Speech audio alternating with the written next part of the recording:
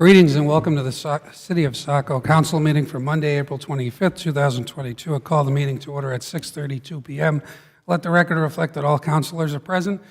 With that, I'd like to invite you all to join us in the Pledge of Allegiance. Flag of the United States of America, and to the republic for which it stands, one nation, under God, indivisible, with liberty and justice for all. Thank you very much. There's nothing under general tonight. Any committee correspondence to council at this time? Committee correspondence, Councilor Hatch. Thank you, Mayor Doyle. I just attended a Bedford Saco Old Orchard Transit Committee Finance meeting today, and I just wanted to publicly announce that we have several bus driver vacancies open, and if anybody publicly would be interested in that or know of folks who might be interested, to refer them to BSOOB. Thank you. Thank you. Any further committee correspondence to council? Moving on to item 6, public comment. Several folks have signed up. First up is Rob Biggs. For those speaking, please speak directly into the microphone, state your name and address for the record, and please try and keep it to 3 minutes. Rob Biggs, 92 Middle Street, former Executive Director of Saco Main Street. Mayor Doyle, City Council, City staff, community members, thank you for this time. I want to start out by saying that the Main Street model is a 40-year proven approach that has implemented at the local level by an organization that's independent, community-based, nonprofit, and private-public partnerships. These organizations are partners in their respective municipalities' economic and development effort and are able to be nimble and have autonomy because they're outside the government. Saco Main Street is a trusted partner throughout the community, from residents to downtown businesses and property owners. We hear things from those on Main Street and in our community. We've been very successful as an advocate, having been able to assist the city with solutions to issues before they become significant problems. I think that many of you have seen the results of Saco Main Street, such as our many festivals, music in the park, flowers, and flags, but may not be aware of the tremendous effort that has created these results. Additionally, Saco Main Street serves as a front line working with those businesses that are interested in opening a business in our downtown. During the pandemic, we were a resource for many businesses looking for direction and helped them through the process. We also worked with our Parks and Rec department, raising several thousands of dollars that helped feed our seniors and put money back into our participating restaurants. Saco Main Street helps with good downtown design by adding new planters, the U.S. flags and Maine flags, building our beautiful post office park, and sparkling holiday lights. We also partnered with Age Friendly Saco, who's in great attendance tonight. After 3 tries, we won a grant allowing us to purchase a tri-bike, and Jean and I are currently establishing a Riding Without Barriers program. This program will get our seniors out of local care homes for a stimulating bike ride, building community relationships, and reducing social isolation. So let's talk about the scoop on the Saco Scoop. Before the Saco Scoop, the first floor of the 209 Main Street Atkinson building had been vacant for over 5 years. Saco Scoop has been a spark that changed our downtown. The building is now full. There is life in the evening and on weekends where there wasn't before. We've created a safe training space for over 25 teens, many of them experiencing their first job, as well as a full-time supervisor position. Has the Saco Scoop made a lot of money? Nope. But we've more than broken even over 3.5 years of operation, COVID and all. And we've created an economic development spark that has had an effect in bringing new businesses to our downtown. I've heard mention of the fact that Saco Main Street does not have a strong benefits package to offer, and I'd like to say that in Maine alone, there are 9 other nationally accredited Main Street organizations, all which offer similar employment packages, including salary, paid vacation, sick time, and generous stipend to cover the health care option of the candidate's choice. Of these 9 programs, they are all filled with strong, successful leaders, and Saco Main Street's compensation is now being offered, has been raised from the lowest in the state to the upper third. Currently, the employment market is obviously highly competitive, which is also a challenge for our city in their recruiting efforts as well as all other employers. The Saco Main Street Board and Search Committee have done a commendable job recruiting for the executive director position and recently made an offer to a qualified individual that they felt was best for the organization at the time. Unfortunately, he was also being interviewed for other positions, one of which he chose to pursue. With that in mind, the search will continue, but you can take comfort in the fact there'll still be a Bark in the Park, Sidewalk Art Festival in June, Music in the Park will be rocking Thursday nights in July, flowers will be planted and flags will go up. This organization is truly a two-person organization, one for the overall organizational and operational growth as well as economic development, and one for event planning and execution. Other Main Street programs such as Brunswick and Skowhegan are both staffed with 3. Saco is truly an amazing city with a great reputation. Businesses are coming here because of what they see and have heard, and I'm proud to say that Saco Main Street, as an organization, has been a big part of Saco's thriving downtown. Thank you for listening. Thank you. Up next is Sheldon Nightingale.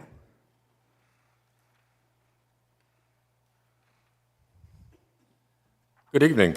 My name is Sheldon Nightingale. I reside at 120 Main Street, better known as Mill Number 4. I'm a relative newcomer to Saco, only having lived here about 5 years now. My son and his family have actually been here about 20 years, so I am fairly familiar with the town.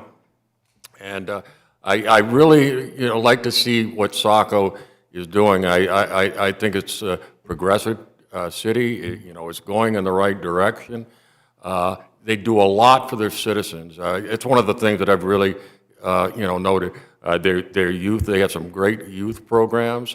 They have programs, for elderly. I am here representing age-friendly Saco, so I'm particularly interested in the elderly population here in town. Saco Main Street, is another great organization here. The bottom line is, I'll leave all of the facts and numbers to Jean when she gets up here speaking, but I just want you to realize what a great organization Age-Friendly Saco is, and the effort that they put in. It's all volunteer work right now. We do have an AmeriCorps working on transportation. That will end in August, and that's one of the things that I think Jean's going to talk about, trying to get funding for that. I do realize, that the town or city has limited resources. Everybody has their hand out. Give me, give me, give me. All I can ask is that you really take a close look at the benefit of Age-Friendly Saco and the things that they do and support, and weigh the merits against, other places where the money may be going. That's basically all we can do as a group is, let you know what we're doing. And I think most of you have a pretty good idea of what we do. I think we have a pretty good reputation in town. I certainly hope so. But with that, I'll close. And I just seriously, look at us, really consider, what we're asking, and, do the best that you can. Thank you. Thank you.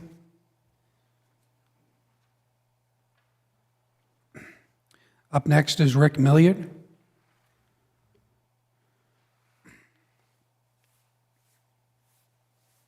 Good evening. Rick Millard, 26 Lower Beach Road in Saco. I come before you tonight to endorse the mayor's request for funding and operation of a dredge for the first year. This is a critical step beyond our initial approval from York County for an asset that will be usable not only by the city of Saco, but by the rest of the York County community. Thank you. Thank you. That is it for those that have signed up. If there's anyone else who would like to address the council, please come forward and be heard. Seeing nobody coming forward, moving on to item 7 is approval of the minutes for April 11, 2022. Is there a motion to approve the minutes? So moved. Councilor McPhail, is there a second? A second? Second by Councilor Gunn. Any discussion on the minutes? Councilor Hatch? Thank you, Mayor Doyle. Just one slight typo on page 1 of the minutes, section 5, second paragraph, last sentence, references that the Saco Energy and Sustainability Committee was discussed some priorities for the spending of the opera funds, and that should be ARPA. And I want you to know I will not be singing anything into the record as a result of that. Thank you.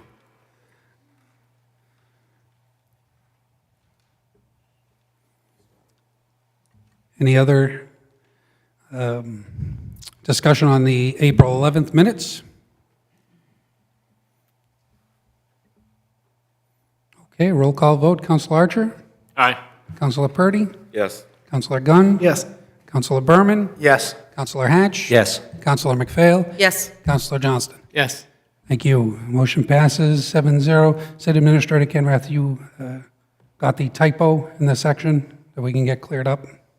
I'll review the city clerk, yes. Thank you. That brings us to item 8, consent items, and item A, confirm mayor's reappointments to the planning board of Rob Biggs and Alyssa Boutot. Is there a motion to approve the consent agenda? So moved.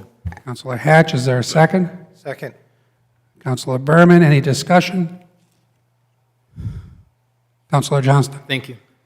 Earlier today, I had a legal question posed to me that I did not have an answer for. So given that, and I think it's worthy of an answer, I would move to table this until next week, pending the answer. Thank you. What is the legal question? Well, it has to do with residency.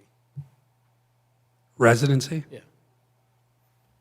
Okay, there's been a motion to table by Councilor Johnston. Is there a second? Second for discussion. Second by Councilor Archer, but there's no discussion on a motion to table. So now the motion to table is live. Roll call vote on the motion to table. Councilor Archer? Councilor Purdy? Yes. Councilor Gunn? No. Councilor Berman? No. Councilor Hatch? Yes. Councilor McPhail? Yes. And Councilor Johnston. Yes. Motion passes 5-2 to table. Please forward your complaint on to the city administrator and the city clerk so that we can clear up the residency issue. To my knowledge, both the people that I have appointed live in the city of Saco. Wasn't refuting. That brings us to item 9, action items, and that brings us to more budget presentations. And first up, we have Dyer Library.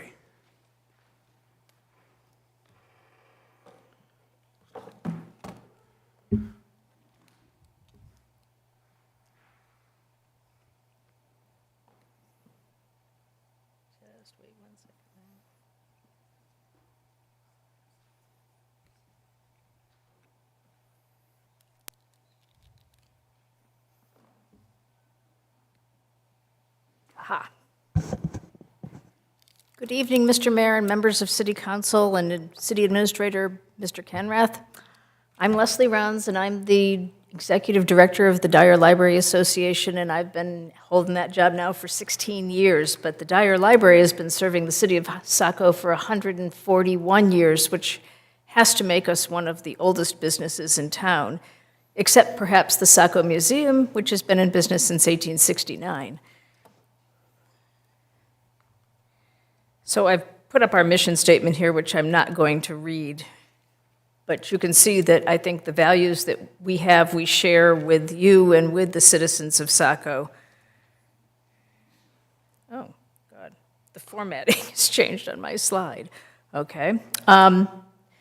Because we are supported by the city of Saco through our taxpayers, we have a remarkable number of free services that we offer. We continue to be pretty much the only place in town where people can come and use computers for free, and if they have their own computers, they can use our free wireless even out in the parking lot. And I understand that we have some neighbors that use our wireless as well, which is interesting. We have literacy programs, and studies have shown, and I've mentioned this to you before, that how well children read in 4th grade is an excellent predictor of how many prison beds will be needed by the time they hit their 20s. So it behooves us all to provide literacy for children, and I think that we are on the forefront of that. And this year, the Dyer Library served more children in our programs than any other library in the state of Maine. And that includes libraries like the Portland Public Library with their branches, or Bangor or Lewiston, big libraries. We had the most, and we didn't have the most by a small amount. We had the most by a lot. One of the reasons that we had those numbers was because we have such a strong connection with the schools in Saco. Being back-to-back with C.K. Burns, those kids are able to walk over here. And even now that COVID is subsiding, we're finding that those classroom visits are picking up again. Our door count was more than 120,000 people, which is quite a few times the number of people who live in the city of Saco. This is what the library could look like back before the days of COVID. This was a Read Across America night the year before COVID struck. And I know that we're not likely to see crowds like that again because, we were doing this kind of thing. But we're kind of going to a post-COVID world now. Things are kind of coming back to normal. People are back using our public access computers. And kids are back in the meeting rooms. This was last week. We had a craft day during school vacation week. This attracted about 40 children and their caregivers, but we're back to the point where our morning story times are attracting 50 people at a time. We provide a lot of programming to the schools. We were involved in a program with C.K. Burns to partner with them to meet their history teaching requirements. And over a period of a couple of years, a curriculum was designed. So we provide all these different programs right now, but we also have adult programming that we're doing. We're going to be working with C.K. Burns for their 100th anniversary this year as well. This is a picture from the Saco Museum of kids that come over from C.K. Burns in 4th grade for local history instruction, and they get a chance to try carding wool and learning about spinning, and we have costumed interpreters that are involved in that program. This is another program that we do. This is Anatole Brown, who is our teaching person over at the museum, and in this picture, he's at Saco Middle School. We recently received a grant from IMLS, which is the Institute for Museum and Library Services. They give out nice grants, but it's highly competitive. And with that grant, we were able to move Anatole up from 20 hours a week to full-time for the next 2 years at least. So that's really good because we would hate to lose him. This is an exhibit that we had done about a year ago at the Saco Museum on Saco Sea Captains. This is a view of the Saco Museum when we did a Gibeon Bradbury exhibit. Gibeon Bradbury is a mid to late 19th century Saco artist. So here's a question for you. Which of these towns are better places to live than Saco? I'm going to guess that all of you think that Saco is the best place to live. But when you compare all of these towns, and I give you this handout so you can study it, we come up dead last as far as how the library is supported. When you look at the numbers for total revenue, that is the total revenue that we use, $813,088, to operate both the library and the museum. So these numbers don't really fairly represent what we spend on our library. It is, in fact, less than that. But there's not really any way for me to separate that out. So when we spend money on collections, this is library collections. This actually is an accurate number because I know what we spend on collections. You can see us there at the bottom, and you can see Kittery. Now, what's so special about Kittery?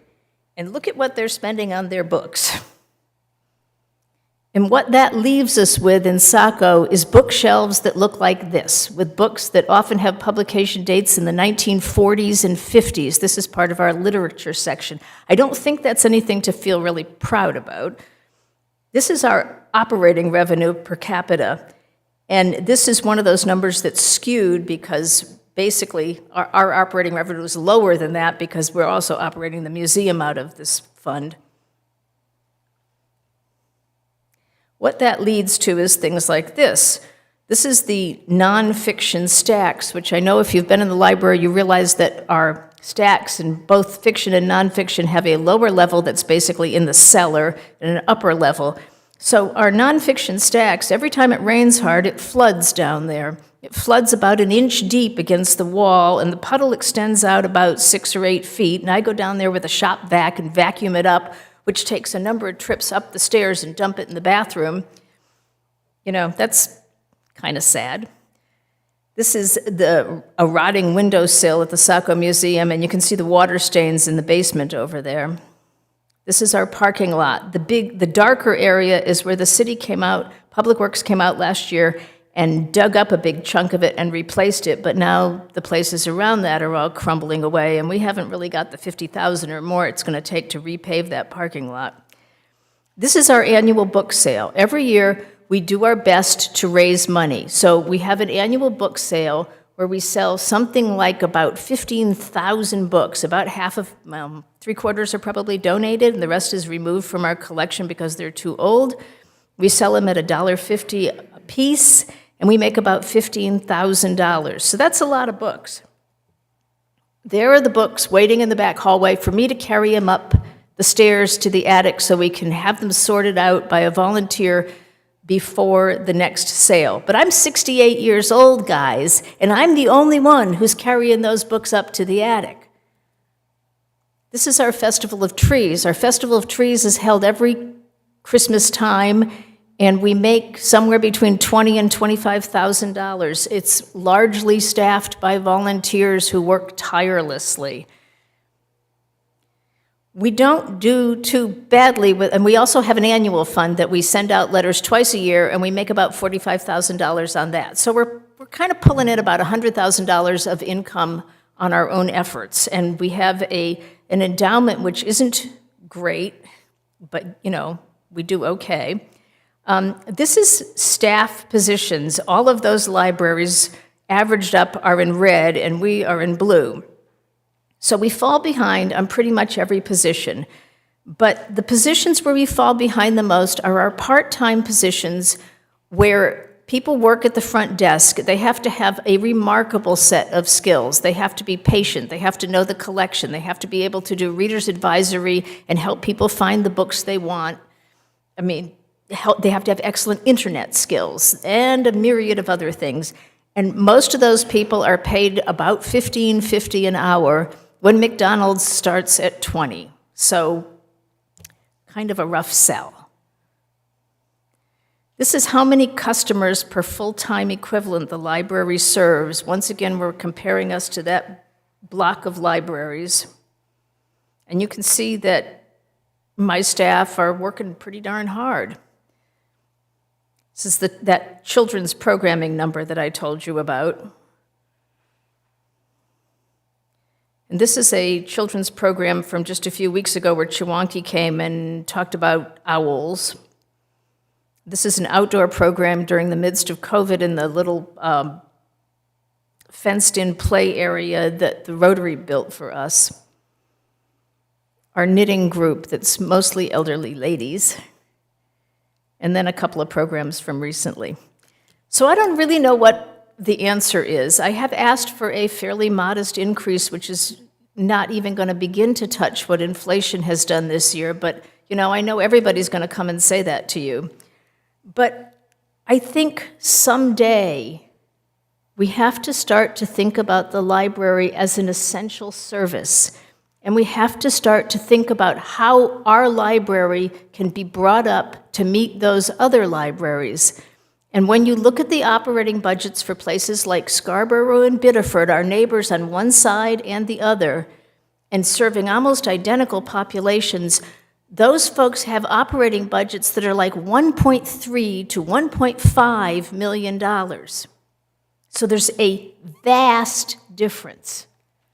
So I thank you for your time. I thank you for your support.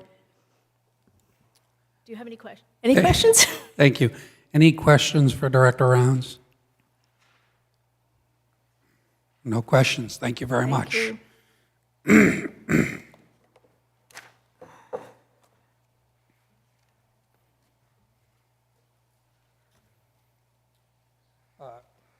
Up next is Age-Friendly Saco.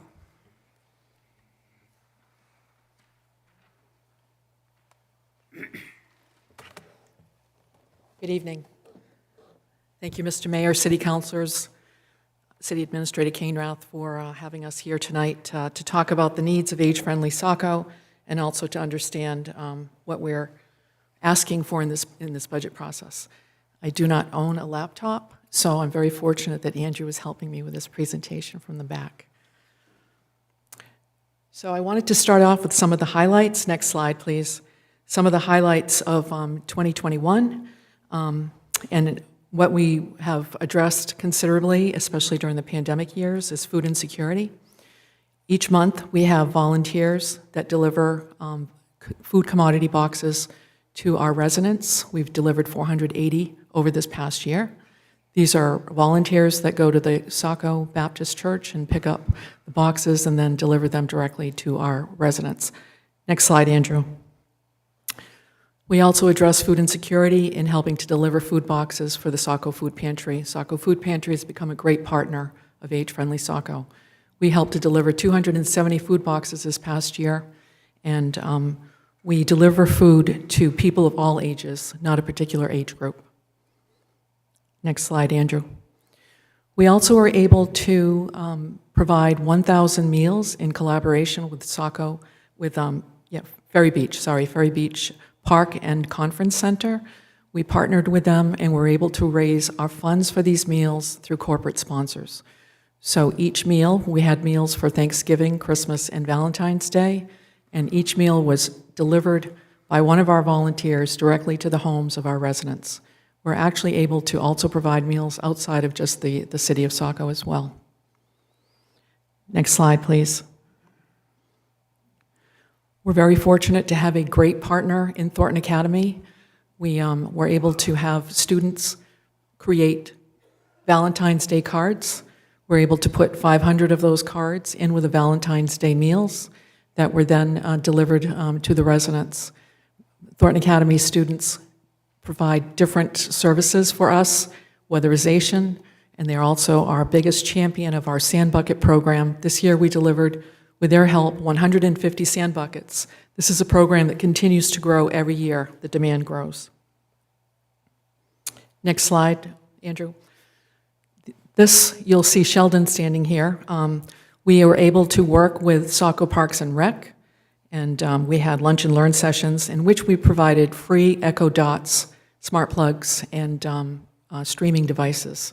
So we have a new group of volunteers called our Tech Handy Helpers, and they not only provide instruction on how an Echo Dot can be a virtual personal assistant to help you stay in your home more safely, but they also go into the homes and actually help the people set these devices up.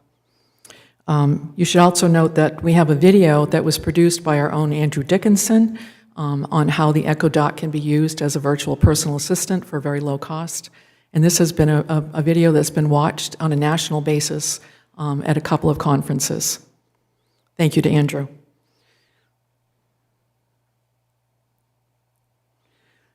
We also were able to work at providing assistance for 2 COVID clinics. One was a drive-through COVID clinic with the fire department, and one was at Saco Middle School. We're invited to have our volunteers assist these COVID clinics by Northern Light Health. As Rob mentioned, we were able to write a grant and start a new adaptive bicycle program in collaboration with Saco Main Street. We did this so that we could start to provide bicycle rides to our isolated older residents, particularly those who reside in congregate living facilities.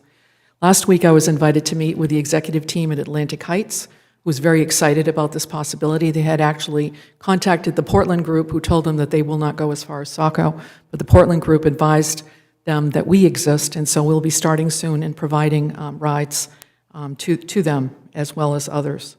Along the same lines, it should be noted that this year we functioned as a fiscal sponsor for the Bike and Pedestrian Advisory Group, because they were interested in trying to write a grant, have a grant to obtain a new trailer for their bike composting program, so we were happy to work with them and provide that assistance. Next slide, Andrew. We started this year, in mid-February, a new volunteer driver program.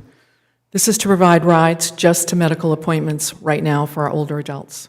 We started with one AmeriCorps member that is dedicated to driving and one that is our transportation coordinator. She's here tonight. Her name is Linda Verville. She's volunteer extraordinaire, and we are very fortunate to have her as part of our team. She has pulled this whole program together, and we have a lot of very happy customers that are getting rides. The AmeriCorps program provides us 60 hours a week of support. So as I said, we have one driver and we have one coordinator. We're also partnering with Saco Parks and Rec to use their van, and so we quickly learned that the demand exceeded the one driver, and so we had to quickly pivot and train and orient 5 new volunteer drivers that were very willing to take on this new challenge. These new volunteer drivers use their own vehicles to provide rides.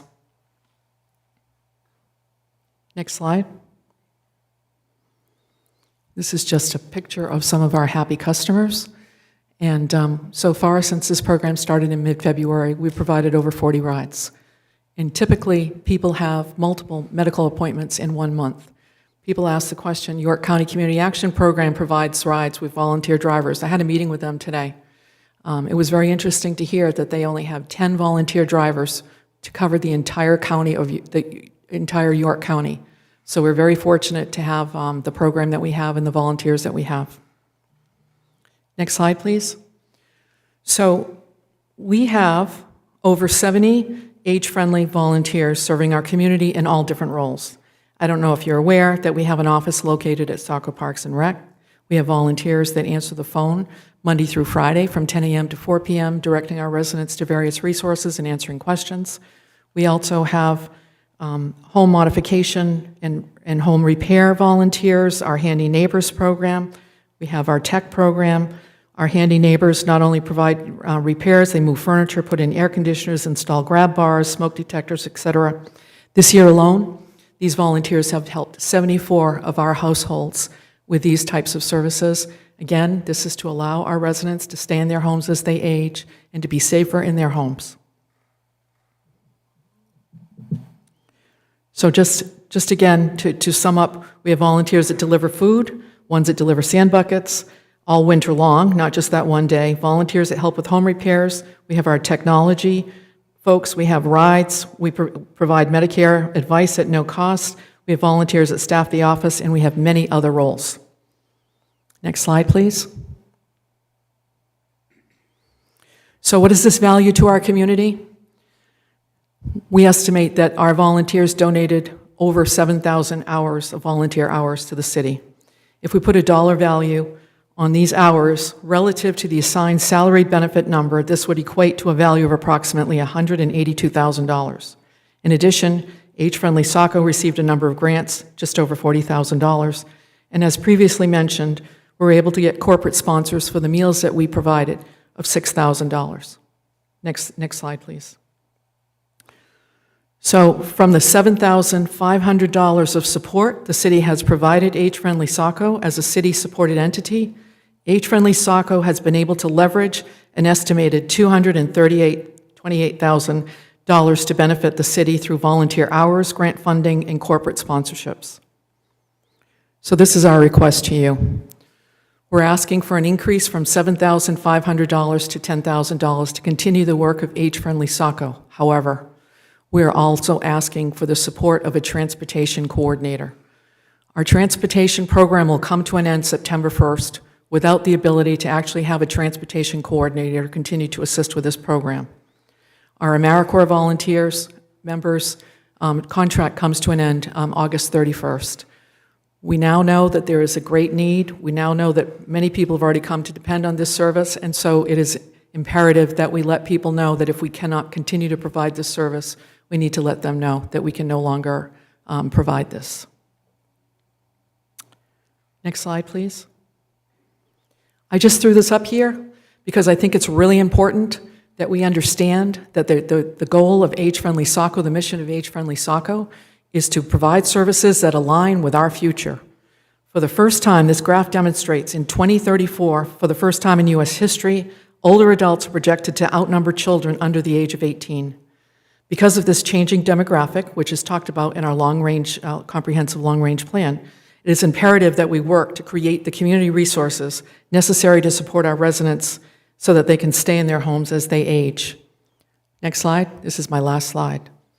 So I just want to say that Age-Friendly's mission aligns with the goals of the City Council to make our community more livable, as defined in the Long-Range Comprehensive Plan.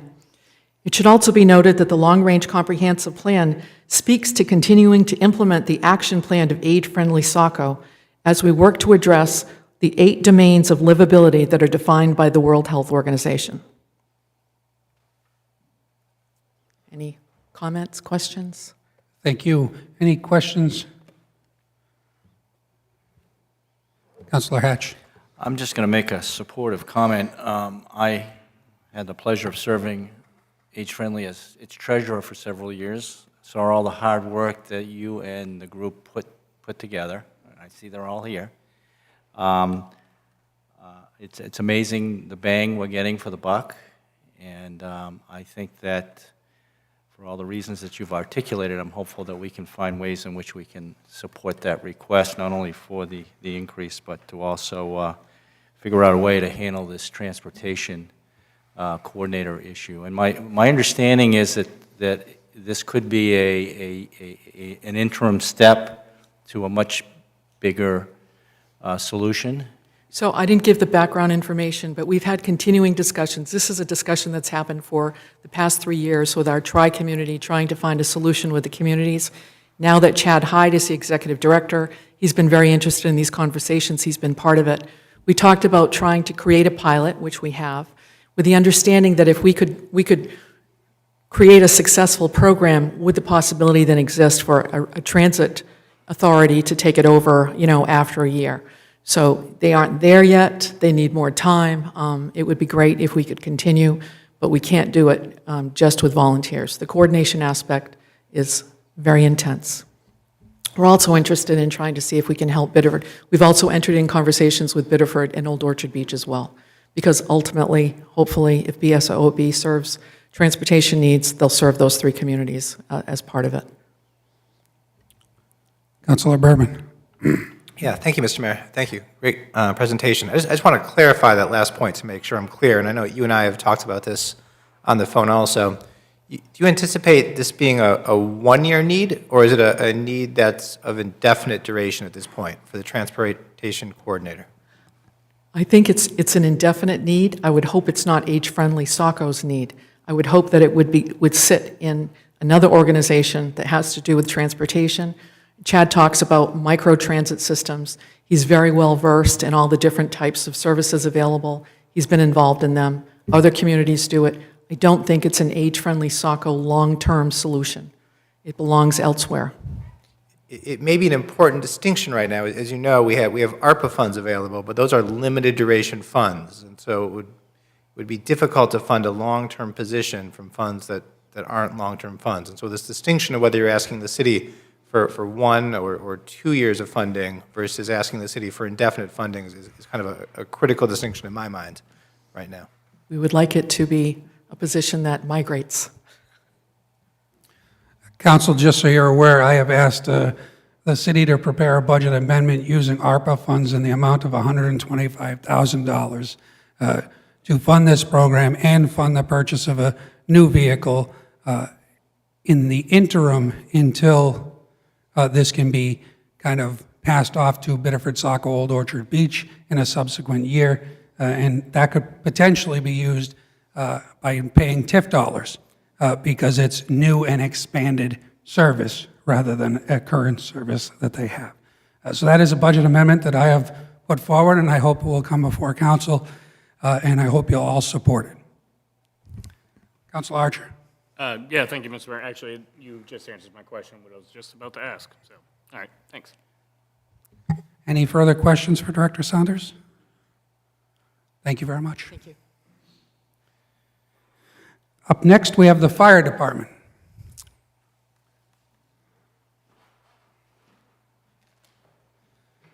Mr. Mayor, may I just ask you one follow-up question? Yes. If we purchase the vehicle and then it gets transferred to, the program does get transferred, are we keeping that vehicle? Yes, for Parks and Rec. Okay, thank you. Chief Duras, welcome. Thank you. Just half a second here.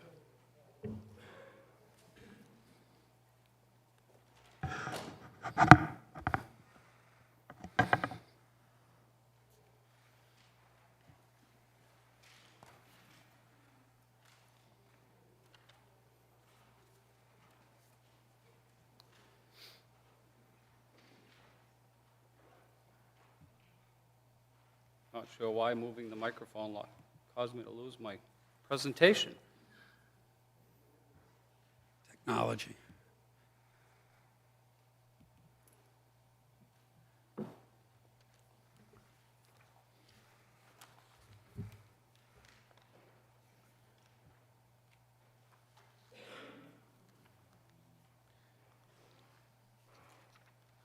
Page 90 in your budget books. All right. Good evening, Mr. Mayor, City Council. Thank you for the opportunity to present the Fire Department's FY23 budget request. I'm sure you've heard it many times, but it's good to be back to have in-person meetings. Over the last 24 months, we've all faced challenges at home as well as at work. I'm proud to say that the members of the Saco Fire Department have held true to the mission, vision, and core values as they went about their work each and every day.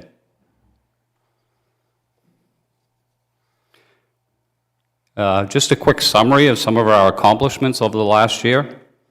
Deputy Chief Pendleton organized a team to develop a comprehensive grant application that was successfully awarded by Firehouse Subs Grant Foundation.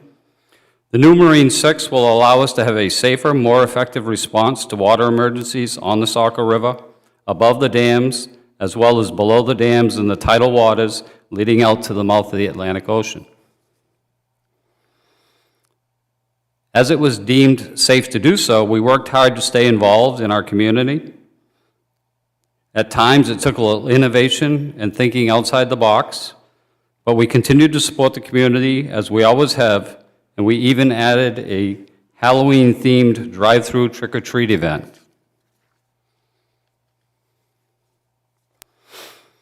We now have 27 licensed paramedics working full-time in the Saco Fire Department, with 4 more currently enrolled in programs intended to achieve full paramedic certification. We've been able to continue our firefighter training with 2 call division firefighters currently enrolled in a regional firefighter 1 and 2 training academy, as well as several firefighters who have gone on to achieve fire officer and fire inspector certifications. One of our greatest accomplishments was in public health. Several of our firefighters became trained in vaccination administration, and our department logged over 1,000 hours of staff time at various COVID vaccination clinics. All of this was reimbursed by FEMA through the York County Emergency Management Agency.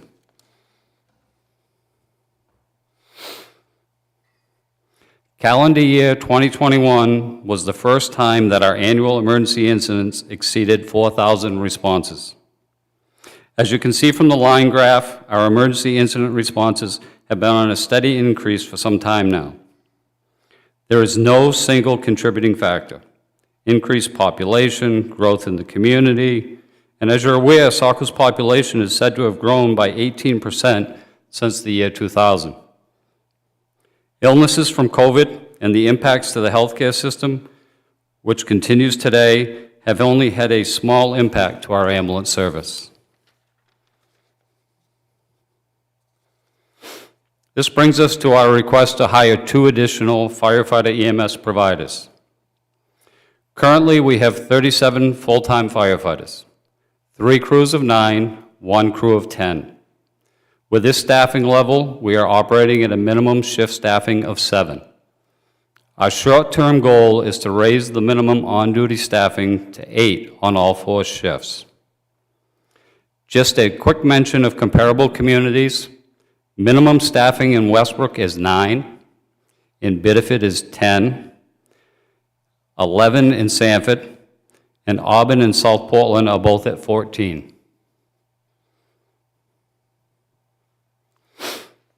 Our last increase in on-duty staffing occurred in 2003 and 2004, with a hiring of 8 new firefighter EMS providers over a 2-year period.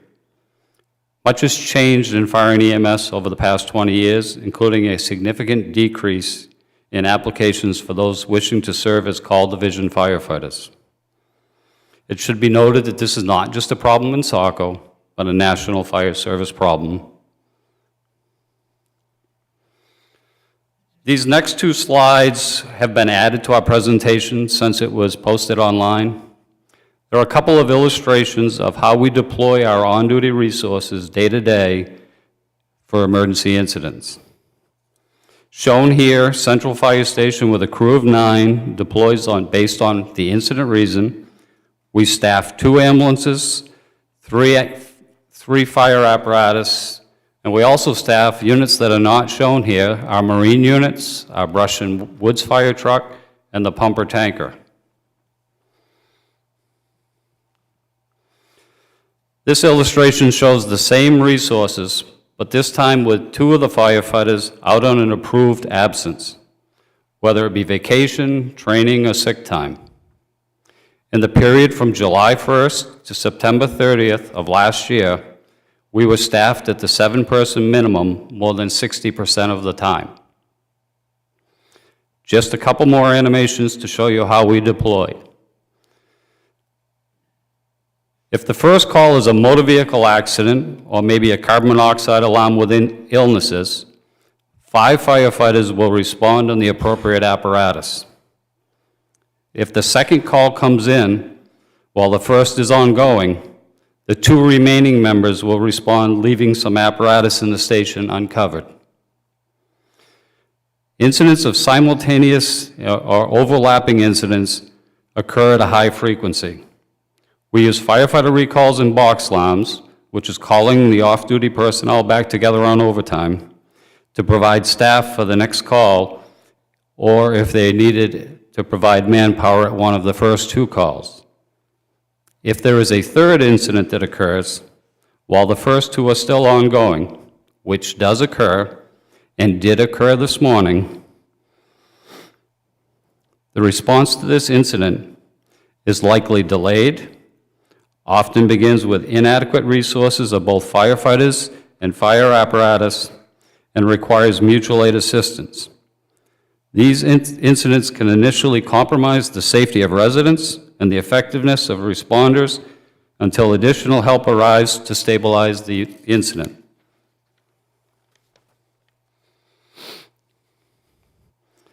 Moving on to our next requested budget increase, which is necessary to maintain our personal protective clothing and equipment purchases and replacement program.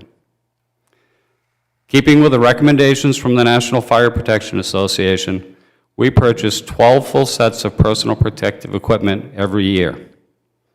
This budget request is intended to offset the manufacturer's cost increases that basically went from creeping up slowly to an across-the-board 10% or higher increase in a period of just a few months. Additionally, we have 2 requests that we feel fit into the ARPA funding source. The first is for the ambulance equipment indicated on this slide. Currently, we have 3 ambulances, but only 2 that are designated for immediate response are outfitted with the equipment that is required by the Maine Emergency Medical Services to maintain our license level. Our goal is to fully equip the 3rd ambulance for use if needed by off-duty firefighters returning during times of high incident volume, as well as to provide staffing to mass gathering events such as our very own Harvest Fest, Festival of Lights Parade, or even football games at Thornton Academy.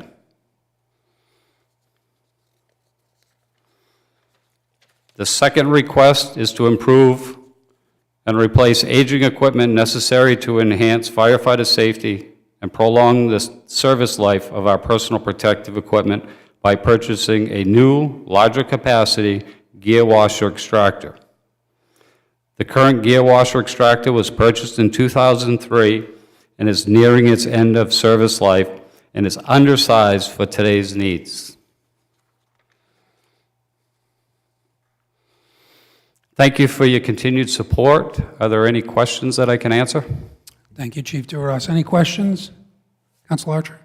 Yes, thank you, Mr. Mayor. I was just looking at, in the budget, maybe you know this, or our finance director, 2018 fiscal year, 2019, we were bringing in about $750,000 in transport revenue.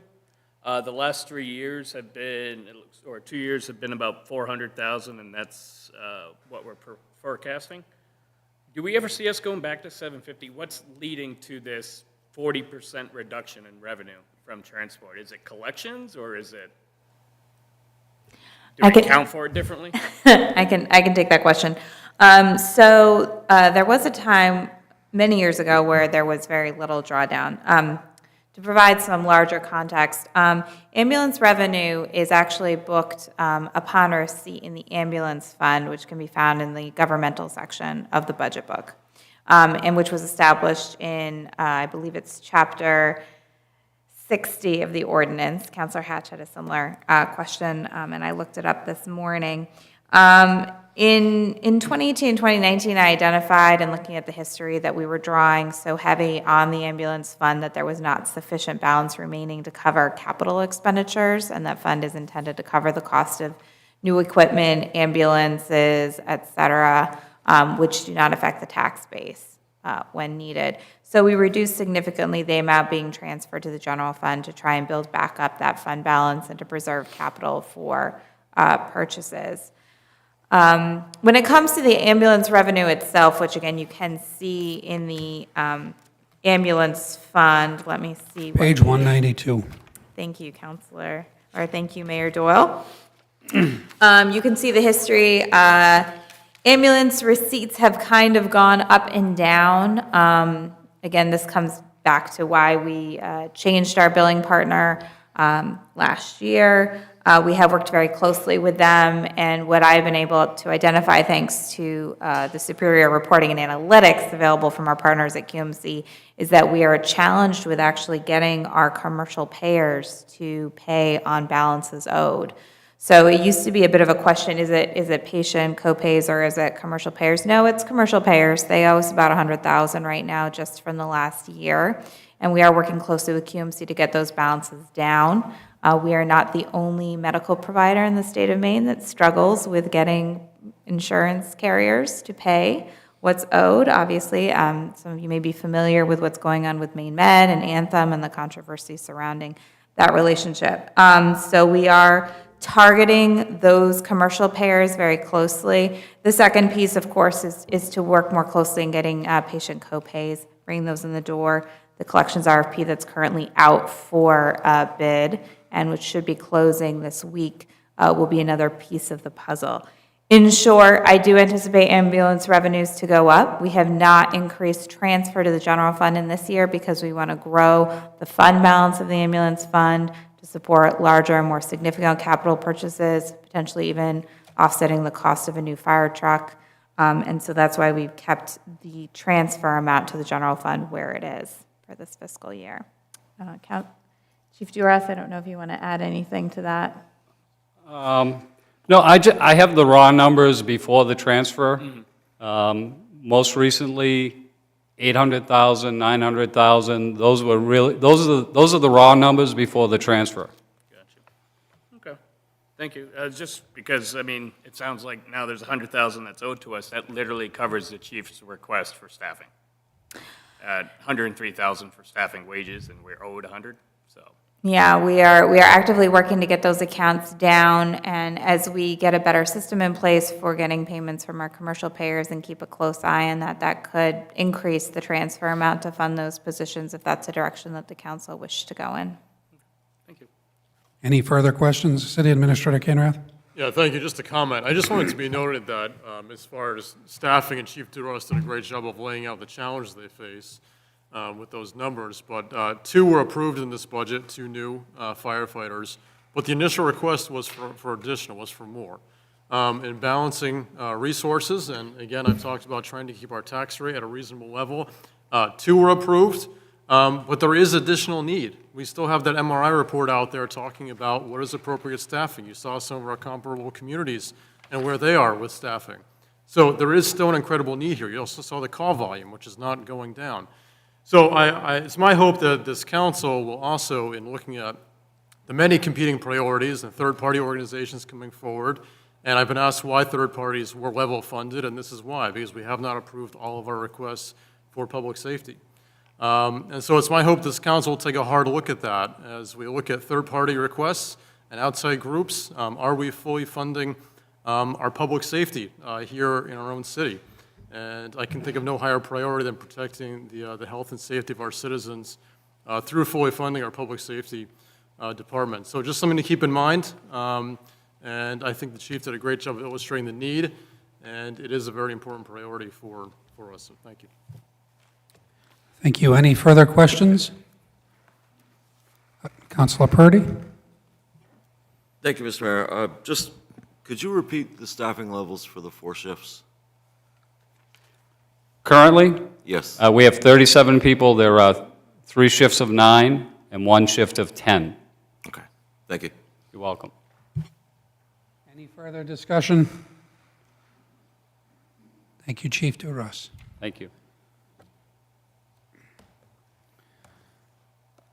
Up next is assessing.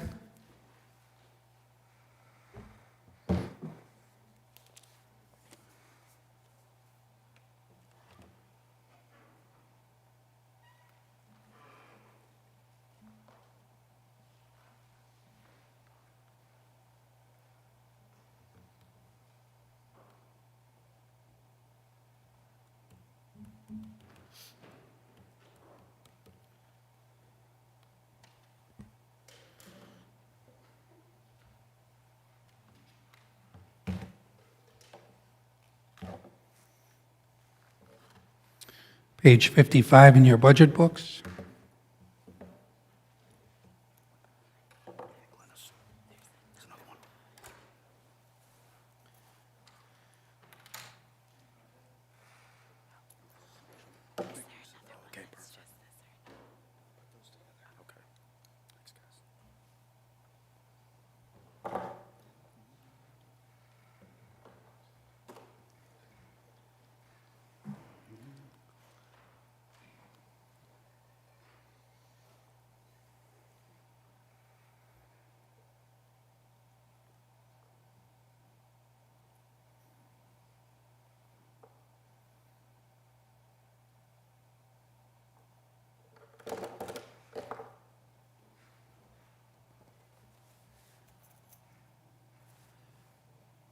Bear with us, everyone, as we Preparing.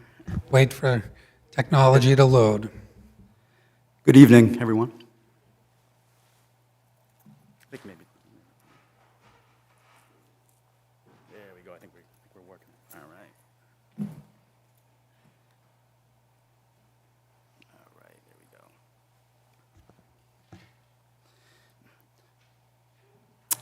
So I'm Nick, I'm the city assessor, and thank you for allowing me to do this presentation. Without going through our entire mission, generally, we are the record keeper of every single property owner in the city. We have every property separated into its own parcel, where we assess the land acreage and the buildings that would be assessed on a specific parcel if there is a building. We also, so our main purpose is to fairly and equitably apportion the assessments in relation to the market, so that the tax burden is as fair as possible in terms of how it's distributed. We also keep parcel maps, which delineates each individual parcel that is identified through a property record card. So all that public information that we have is specific to who owns it, where it's located in terms of on the face of the map, and all the building and land information which derives an assessment for each individual parcel. We also assess business personal property, which is equipment that our businesses declare to us, and we depreciate it at an equitable rate. So that's a separate portion from the real estate in terms of the tax base. We currently have a collaboration with Biddeford, so myself as the tax assessor splits my time with Biddeford. We have a full-time deputy tax assessor. Also, the position of our personal property and field lister splits the time, like myself as well, with Biddeford. And we have a full-time administrative listing assistant. Some of our major accomplishments this past year is really streamlining our personal property process, where we allow these businesses to file online. They can fill out all their equipment, and we actually have depreciation calculated right into our Excel spreadsheet, so they can see what their assessments are. So it kind of works through any potential issues that we might have when we commit the assessments versus just paper copies. We also hired a new administrative listing assistant who is now working towards the assessor certification. We've also worked on adjusting property values to maintain an acceptable level of assessments with the state. Adjusting property values also to declare a certified ratio of 100%, and we'll get more into that. Also, just continued improvement on valuation spreadsheets, so as far as working towards a fair apportionment of taxes, is the continued improvement of working on, just typical valuation spreadsheets to see where our inequities might be. Just enhance efficiency in analyzing the market and valuation trends, kind of goes hand in hand with the valuation spreadsheets. You look at the budget increase over the last 3 years, and the majority of that has to do with a request that I made that the city should go through with a revaluation process. It's been quite a while since Saco has gone through this process. Feeling that updating our numbers and tables to represent more current market would create a more fair apportionment of the tax burden. So that's really the majority of the budget there, with a small percentage related to training and travel, software maintenance, our vision, appraisal software that we use, and just other small stuff like supplies and updating our assessors' certifications that we have in the office, making sure we have to maintain a specific amount of hours, so we have a small portion there. A lot of what we do is a ratio analysis, and we're really looking at determining, say, assessors use ratios to determine where assessed values are in comparison to market while analyzing the market trends. So a simple example would be you take an assessed value that's $100,000, you take a sale price that's $200,000. Well, if you divide those two, that gives you a 50% ratio. Assessors use only arm's length transactions or qualified sales to determine a good indicator of market value. So in other words, if there's a family sale, if there's a foreclosure, that is completely thrown out of this analysis because it doesn't really resemble a good market value comparison. State auditors use the average ratio of all the qualified sales in a given fiscal year to determine the municipal level of assessment as compared to current market. The state statutes require the average ratio range to be within 70% to 110%. Some of the major challenges that we're dealing with, not only Saco's dealing with, but really the market in general, for anybody that has really been looking at what properties have been selling for. So the state certified fiscal year 2020 sales, they have determined the average ratio to be 78%. Our department implemented a 10.5 on average market adjustment for fiscal year 2022 to maintain acceptable state ratio standards. Early projections for fiscal year 21 sales period show an average ratio to be approximately 75%. Without the implementation of market adjustments for fiscal year '22, fiscal year '21 sales period would show an average ratio below the state's minimum average ratio standard of 70%.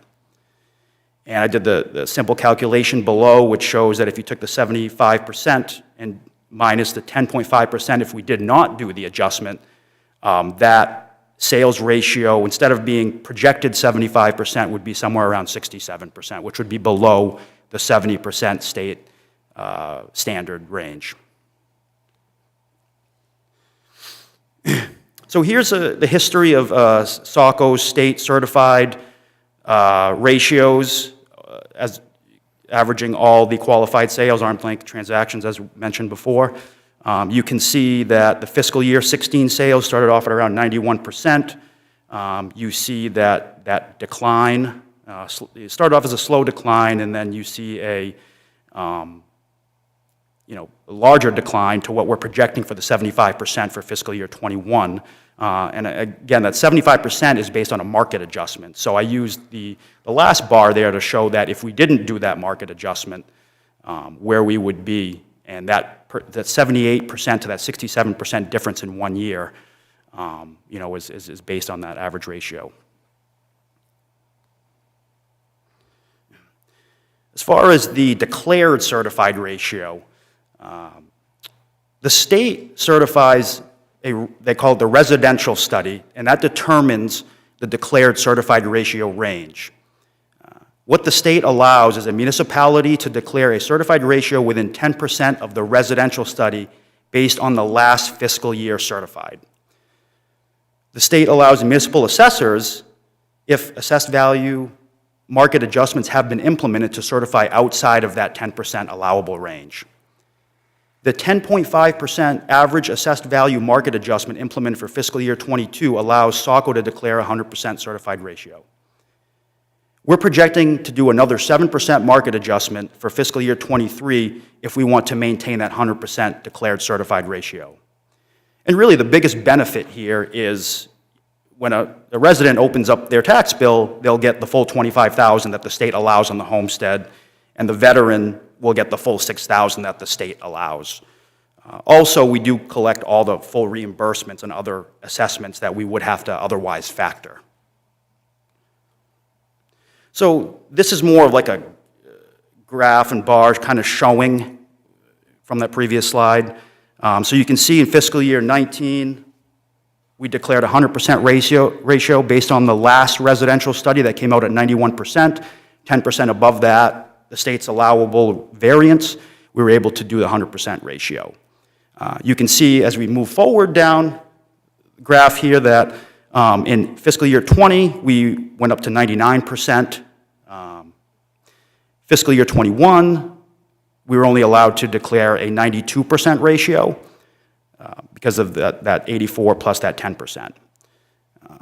In this past current fiscal year, because we implemented a 10.5% market adjustment, where the last determined residential study came in, if we add the 10% state allowable variance, we add the 10.5% market adjustment, that just enough gets us to the 100% if you add all those percentages together. We move forward, if we implement that 7% adjustment for fiscal year '23, we can maintain that 100% ratio, and then if we look a year down the road, projecting that the state will come in somewhere around 75%.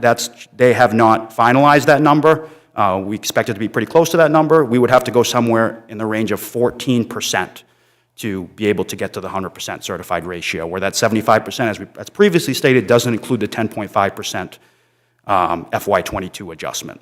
It would include only the 7% that we would do this year, the 10% allowable variance, and that projected 14%.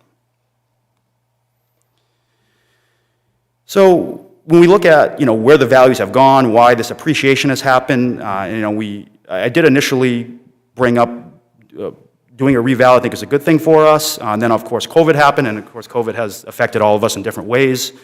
So we kind of look at in terms of the market and really the COVID effect on what has happened to the market. The thinking of buyers, potential buyers looking to relocate from high density urbanized areas to more sparsely populated rural areas. We've seen a lot of that. Businesses forced into remote work have seen higher profits with less overhead cost, and this trend may continue. Many Saco residents who may have wanted to sell their home pre-COVID chose to keep their home, combined with lumber manufacturing shortages, decreased supply significantly. A new pool of potential buyers look to Saco as an appealing relocation area, which increases demand significantly. So you look at that supply-demand relationship, and you can see where our ratios have declined and the sales prices have appreciated. So if this trend continues, it does make it a little bit more difficult to anticipate when we will have some stabilization in the market. At this point, it's too early to tell, but we expect that there will be more stability based on history that at some point, next couple of years, hopefully. So then the question comes to revaluation timing, and when is the right time to actually reval? So early indications show that fiscal year 25 might be the best time to reval. So again, the anticipation is there will be more stability and less volatility in Saco's overall residential and commercial valuations. This will allow a careful analysis of market trends in the interim while in preparation for a revaluation implementation. So planning on the revaluation, some of the implementation results here would be all the relevant data would be collected, analyzed, and reconciled to create the most fair and equitable tax apportionment. Taxpayers will have the opportunity to review their finalized assessed values and schedule hearings to discuss prior to implementation. Revaluation documentation will create a solid foundation for equitable assessments. Future market adjustments will be built off of this foundation, therefore more streamlined. The anticipation is the revaluation is completed when the market is more stabilized, therefore the numbers will hold true for some future years after implementation. Of course, if you want to spend the money to do the reval, you want it to really hold true, those numbers, depending on what you can predict for the market to be stabilized. So hard to predict now at this point, but it's hopefully the game plan is to do it when there is more stability in the market. There you go, that's it. Any questions? Any questions for Assessor Desjardins? No questions. Thank you very much. You're welcome. Thank you. Have a good night.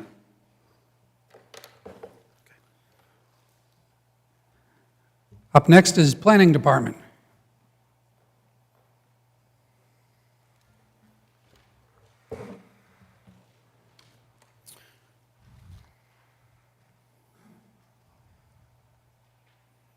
Page 115 in your budget books.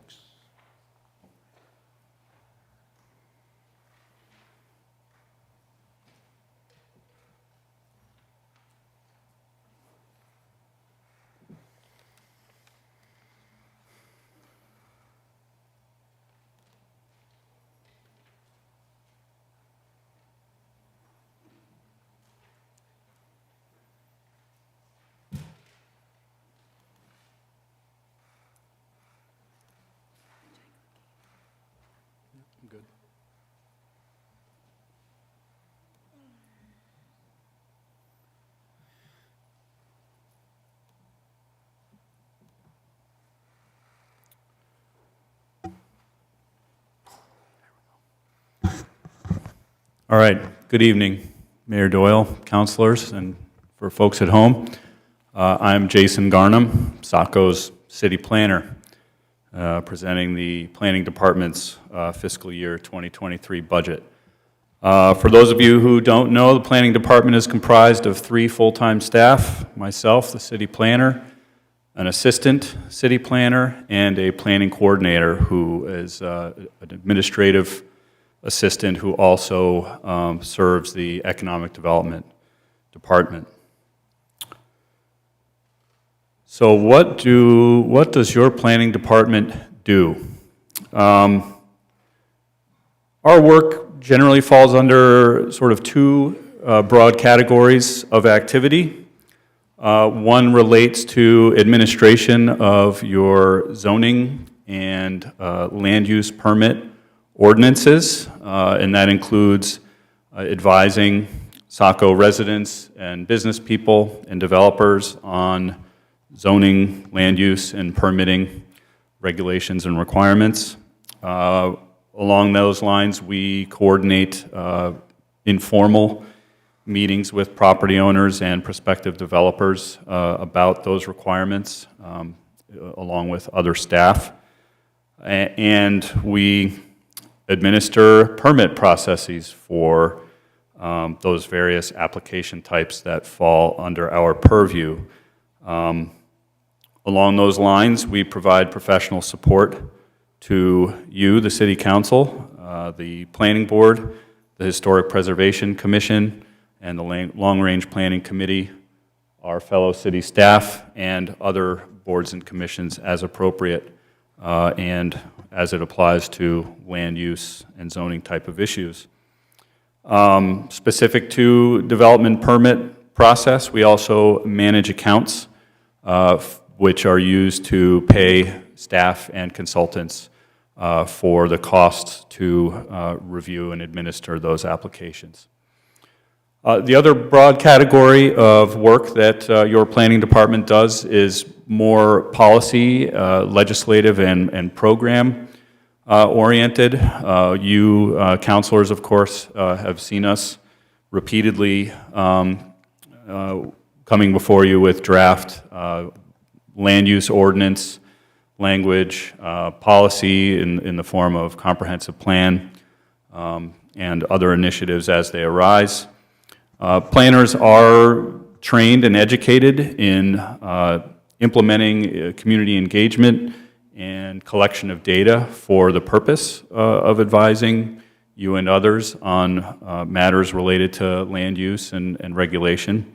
And we also represent your community on regional land use and transportation boards and commissions. I want to point out before we move on from this slide that those items in the left-hand column here in your specific planning department comprise a lion's share of what Saco's planning department is doing, and sort of more broadly, you know, what I'm hearing in my work with you all and with the planning board and with the people who I interact with in the community is that we're interested in doing a little bit more of the work that's described in that right-hand column. We do perceive that our department is uniquely situated to try to tangle with some of those efforts. So this past fiscal year, of course, was pretty interesting for your planning department. I'd say we had our two biggest accomplishments were, first of all, that all three of your full-time planning staff are new. We started in August and had very little overlap with our predecessors. So the learning curve for us was long and steep, and I'm really pleased to say that I think we've surmounted it and are now running a fairly smooth and effective planning machine, if you will. And part of that effectiveness, as again you all are aware, we did not start the 12-year comprehensive plan process with you, but we managed that process from policy and strategy development all the way through recent preliminary adoption with you. And through that, we got to know your community a little bit better. I do believe, I know we've already talked about this in several meetings, but that comprehensive planning effort was accomplished during what were not always ideal conditions, and yet my perception is that our response from the public and our consultants and my fellow city staff was really excellent, and I think we have a great plan document that is now under review by the state.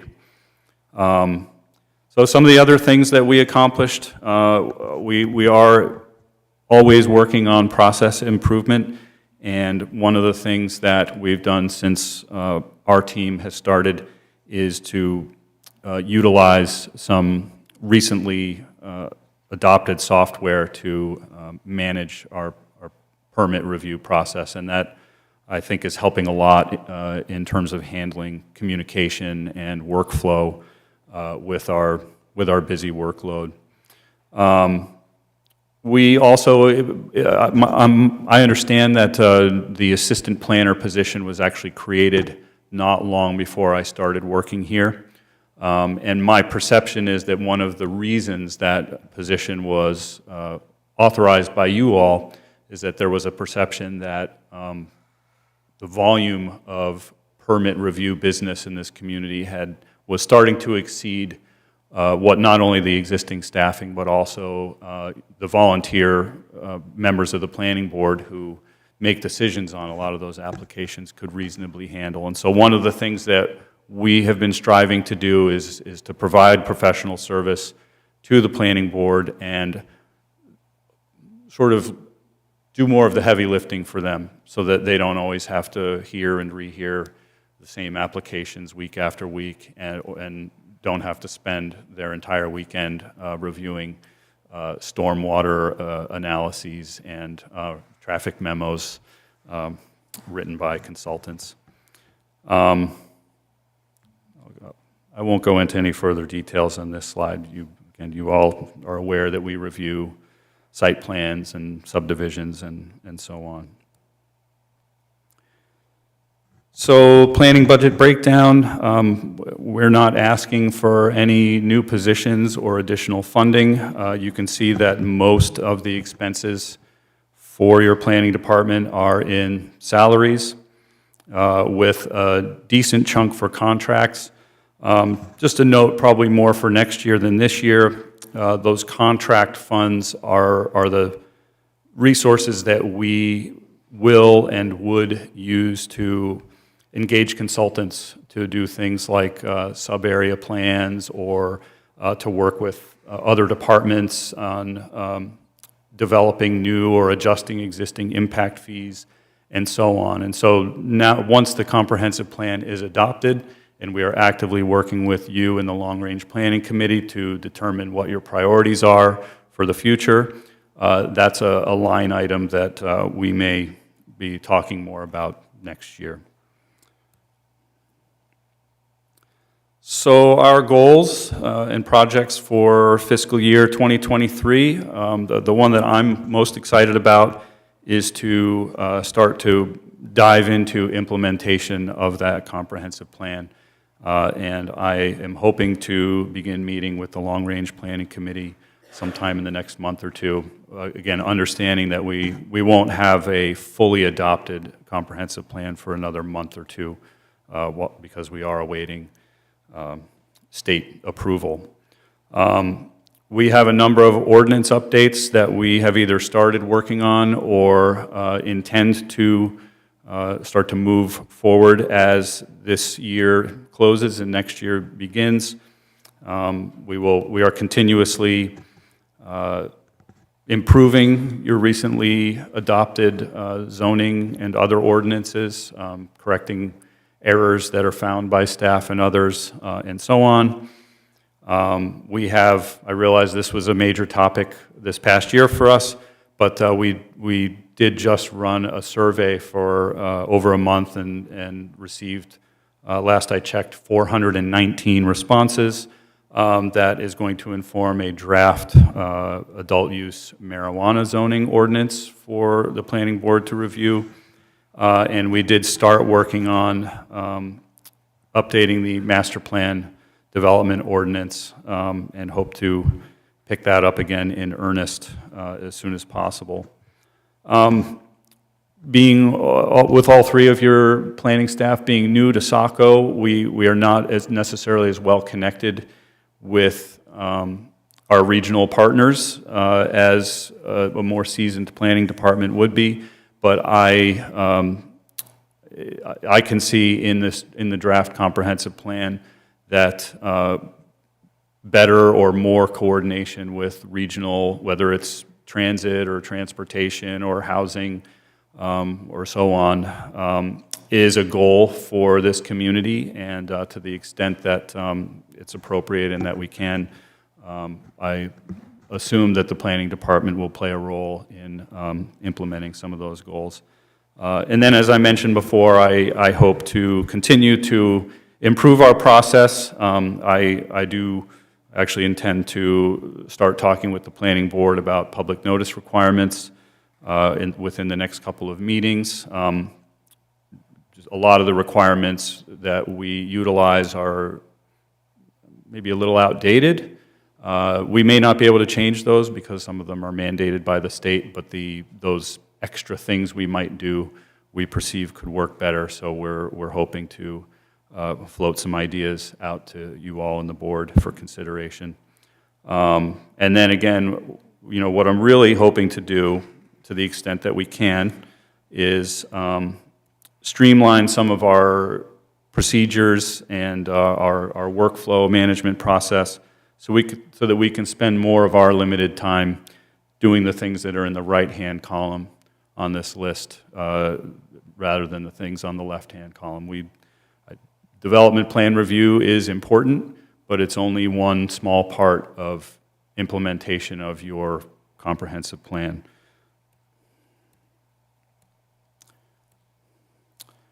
So just a small note, but I wanted to bring it up. The one ask that we do have in your budget book is to change a few of the fees associated with specific applications.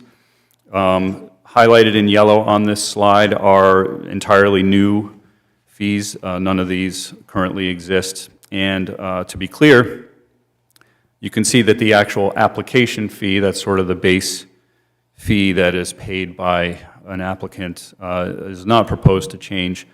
But what I am requesting is that escrow fees be added for these specific application types. And for those of you who don't know, the escrow funds are the money that we use to pay for the staff time that is involved in administering and reviewing these applications. So that covers not only professional planning staff, but then the bills that we get from other departments who are involved in the review process. These are sort of quasi-legislative applications. These are all applications that come before you in addition to the planning board.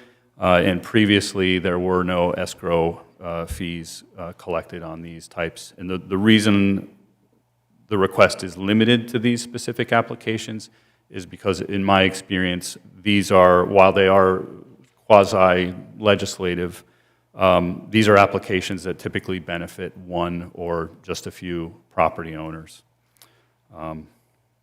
So that concludes my presentation. Are there any questions? Thank you. Councilor Archer. Yes, thank you. The screen just went down, so I'm going to base it off memory. The question, again, you can get back to me on this one. Perfect. The contract zoning, the fee itself, $1,500. Does that recoup all the staff time it takes to actually go through that process?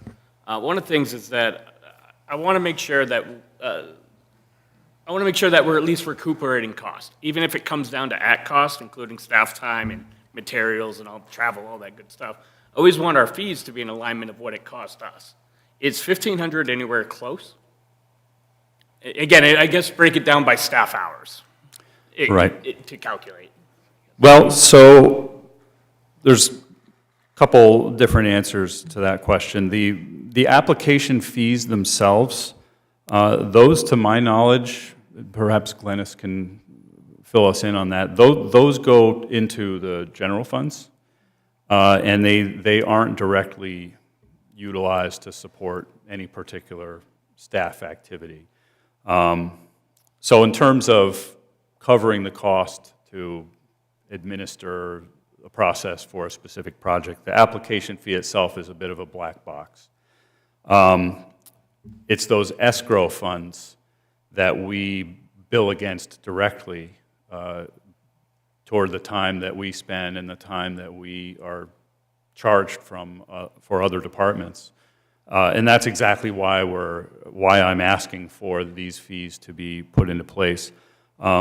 This is, I didn't put the ordinance language in your slide as I would if this was a staff report or something, but this is all in line with Saco City codes, which require staff and applicants for the costs to be paid by them. And so with these escrow accounts, this is one of the roles that the planning coordinator has, is to make sure that when those bills come in, that these escrow accounts are funded to a sort of minimum amount, and when they get low, we call the applicant and let them know they need to send more money to the city, and if they don't, then we put the brakes on the application until the funds come in.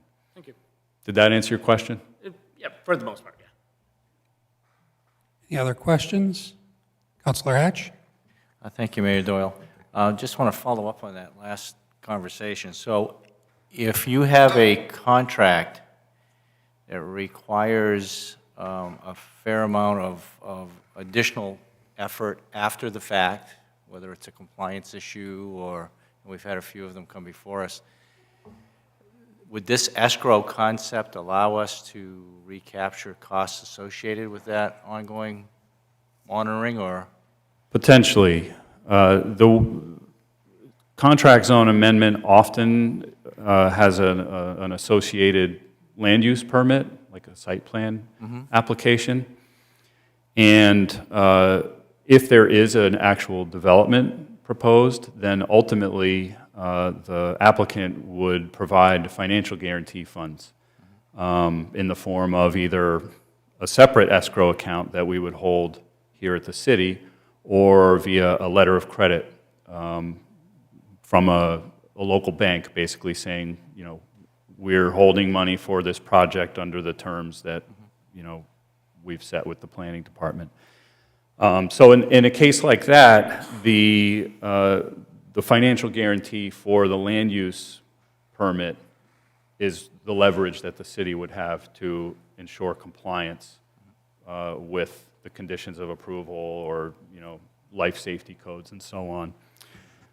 But I could imagine, again, I've only been here since August, but I could imagine a situation where a proposal doesn't need a site plan review, and only the contract zone agreement governs the application. And I think a case like that, it would probably be wise for the city, with the help of legal counsel, to include such leverage into the agreement. But certainly the escrow fee is a way to make sure that at least the base costs for reviewing and completing to, you know, some sort of adoption, or to make sure that those costs are covered. Thank you. Any further questions? Discussion, comments? No further? Thank you very much. Thank you. At this time, we're going to take a 5-minute recess. 5-minute recess.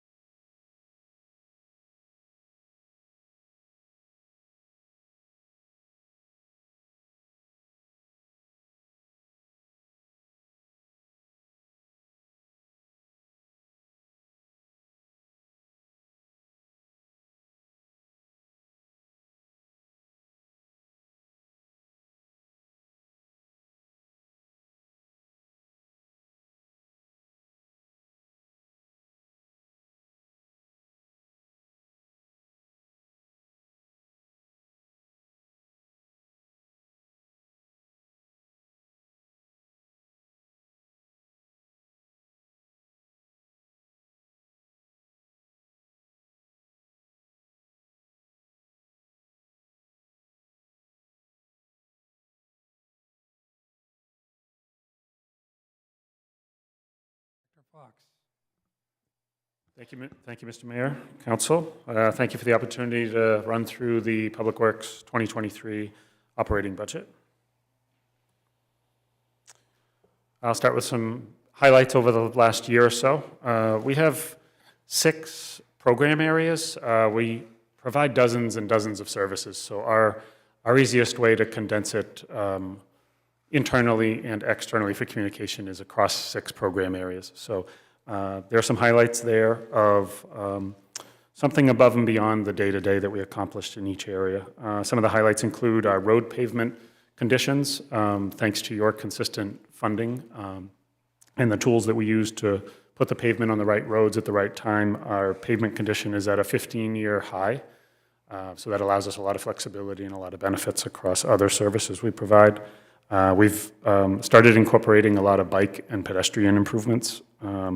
North Street, Market Street, Maple Street, and the latest would be the Route 1 sidewalk north of Funtown that's being constructed right now. That construction will wrap up ahead of our July-August busy time out on Route 1. Citywide LED streetlight conversions. The bulk of the work is done. Now the actual installation that everyone gets to see is underway. We've had a few hurdles with supply issues, but that should be, I think we're past those. So you should see those lights, all 1,500 of them replaced in the next 6 weeks or so. So again, ahead of summer. Engineering and planning for the Route 1 corridor improvements and getting underway on the design of the Ferry Road sidewalk have been 2 large engineering endeavors beyond our day-to-day duties. Budget breakdown over time. This is similar for other departments that you see. We really have, I will say, the last couple of years, and especially this year during the actual crunching of the numbers, we tried to take into account all of the fleet improvement. If you look back a decade, our fleet was not nearly in the condition it is today. Our roads were not in the condition they are today. We did not have the facility we have today. So we really tried to stay as flat as possible and recognize every efficiency we could as we put together the line item budgets. If we get 35 inches of snow in a year instead of 60, that's not some miraculous accomplishment of public works. Sometimes we just save money because of the weather. And the flip side of that is if we get 100 inches instead of 60. But there have been milder winters. We have seen temperatures a little bit higher, allowing for a quicker cleanup. So we tried to reflect that in reducing our salt budgets. Fuel. I'll talk a little bit more about fuel since that's such a hot topic. We've actually had a number of residents inquire as to why we're not reducing the amount of fleet travel hours because of fuel prices. But fortunately, you'll see we're not subject to today's fuel prices that we pay in our own personal vehicles. Also, sorry, I did skip. The one thing this year is some of our department budget has actually been shifted over. Just the paving portion that used to be in the capital plan and was brought into our operating budget probably about 6 or 7 years ago. Half of that paving plan this year will be paid with TIF dollars to help reduce the burden on the general fund. Same approach as usual, continue the services we're already providing, at least for that base maintenance of effort budget that goes to the city administrator. So just keep carrying out the services we are today, absorb as much of the growth and changes of this community as we can, and cover contractual increases. So big contractual increase this year. This will be coming to you separately in the next month or so, but I've included a conservative estimate of where the agreement will end up is we're due for our next 3 to 5 year contract on curbside trash and recycling collection.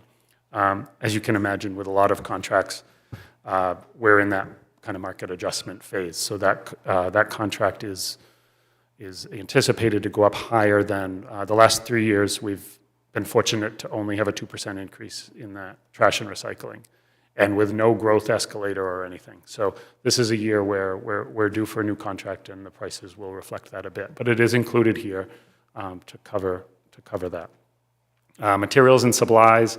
They're getting harder to get. The prices fluctuate daily. We've had quotes that are down to 7 day, that used to be 6-month quotes that would be good if you acted on it any time in 6 months. Some of them are down as low as 7 days. While we tried to put together a very responsible budget, there could be some fluctuation over the year, and we'll absorb as much of that as we can. Some of the cost savings or increased prevention that I think kind of goes unnoticed because we talk about what the new numbers are, but if you look at what they could have been, fuel contract savings alone, we'll save $150,000 versus what people are paying at the pump right now because of our buying power with some of the groups that we work with, but also the fact that we looked out and did a 2-year contract the last time it came available. We didn't have a crystal ball at the time. I mean, some of that's luck, but we did do, instead of an annual, we did a 2-year. So we are still down at probably half or less of rack price for our fuel. So across the city, that will save over $150,000. Streetlights in our operating budget look like we're saving $190,000, which is kind of the long-term savings. What is not recognized there is we are paying for the infrastructure that we purchased from Central Maine Power. So it's not all of the savings, it's just some of it is over in a lease purchase of the existing streetlights in the capital plan, but still significant savings on the operating, and those payments only last a few years, and then we recognize all of that, 190 from then on. And several other multi-year equipment and gravel and other supply type contracts that we have in place have allowed us to weather some of this recent price turmoil a little bit better than some, or a little bit better than maybe even at our home budgets where we can't lock in for 2 or 3 years at a time. So, major projects looking forward to the next fiscal year. The first one is not one that we, enter into choosing FY23 necessarily, but our next round of our MS4, which is our stormwater compliance, administered by Maine Department of Environmental Protection as well as US EPA. That's been in negotiation for a long time. A lot of input from public, from agencies, from other municipalities, but we are going to be coming into that new permit period, which is going to require us to do more sampling, requiring more staff time to test stormwater, track any contaminants that are found in it, report on it, ordinance changes in the coming year that we'll have to draft and get before you. Luckily, we do a lot of these things in a collaborative regional effort, so it's not, we don't have to do all the legwork, otherwise I'd be probably asking for people, staff people just for that. That's how extensive it will be. Jenkins Road and Route 112, that's a major project that we should see construction. We're leveraging as much state funding as we can right now, finalizing a design and moving forward with that ahead of the Turnpike, which will be, the Turnpike exits onto 112 are going to be quite a change for us to keep up with beyond our sort of daily review of more local projects. The last one that, we're excited to get underway, I think some of the conversations that we've had in this room have led to sort of why it's necessary, and just to give us all a better roadmap to say, where should our next sidewalk be? Where should our road expansions be? And if we can tie that into the comprehensive plan and have a little bit of a scoring system to it, a little bit of a matrix to kind of put forward that in future capital plans, I think that would be an exciting step to intertwine with the rollout of the new comprehensive plan, and make sure that all of our infrastructure expansion is in line with the comprehensive plan, your goals as a council, and any regulatory things that we need to sort of throw in as staff to say, just be aware that this is coming down the road. So we'd like to integrate that into as many of our utility and infrastructure expansions as we can. So we will do that with all the spare hours we have when we find them. There was one service enhancement that I did put forward to City Administrator, and it is included in his proposed budget to you. And that is sort of split between a laborer and a custodian.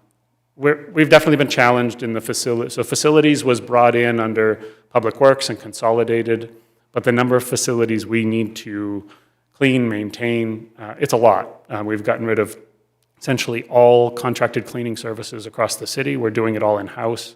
It's economical, but we have no backup. If we have 3 custodians, if they're out, or if if a major project is happening, like we recently, the facilities group had all the flooring over at the police department replaced. Well, that's a 24/7 building, so you're disrupting people's workspaces, so you basically have to move their workspace, put the flooring down, put the workspace back. It kind of took those custodians and they were sucked up on that project, which was a necessary capital improvement, but it made the day-to-day cleaning of City Hall, Public Works, Parks and Rec, seasonal restrooms during the summer. We don't get to that stuff as often as we should, and especially with post-COVID protocols, we need to be at a lot of those public restrooms every day. So this position is meant to be supplement that straining service, but also with the wash bay at the Public Works facility. This person will also certain days staff that, so that will help out. Right now, bus drivers come through, they wash their own buses, different departments come and use the facility. They're not trained on the equipment as well as someone who could possibly work on it every day. So from a safety standpoint, from a quality of work standpoint, to keep our $15 or $16 million fleet as clean and functioning as possible, I think dedicating someone to that wash bay a couple days a week and getting more vehicles through from all departments, including the school buses, it just benefits the community as a whole. So they're going to supplement a number of those fleet upkeep and custodial services across all city facilities.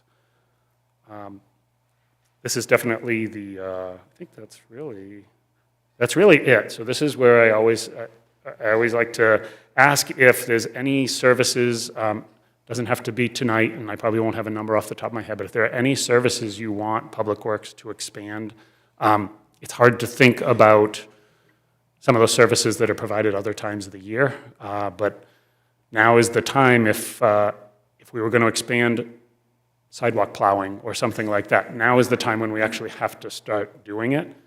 And with equipment supplies and the labor market, it's probably, you have to think of it really over a year in advance, because all of our equipment takes a year to get now. So any expansion to services, I think this is always a good time to think about those, because in the moment we can't do that.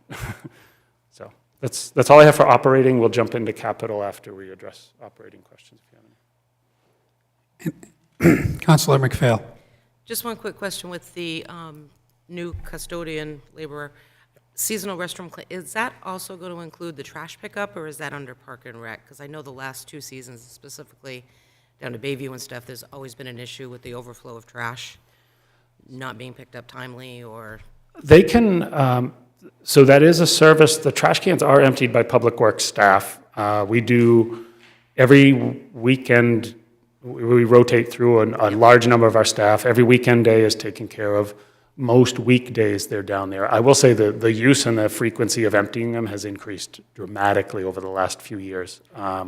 So we'll continue, this person will definitely be at least another person that we can put, because unfortunately we're usually choosing, is the paving crew fully staffed that day, or does somebody have to go empty trash cans and then bring somebody else in for traffic control? So it crosses across a lot of services we provide, but this would help and reduce, hopefully, those calls for service. Councilor Archer. Yes, thank you, Mr. Mayor.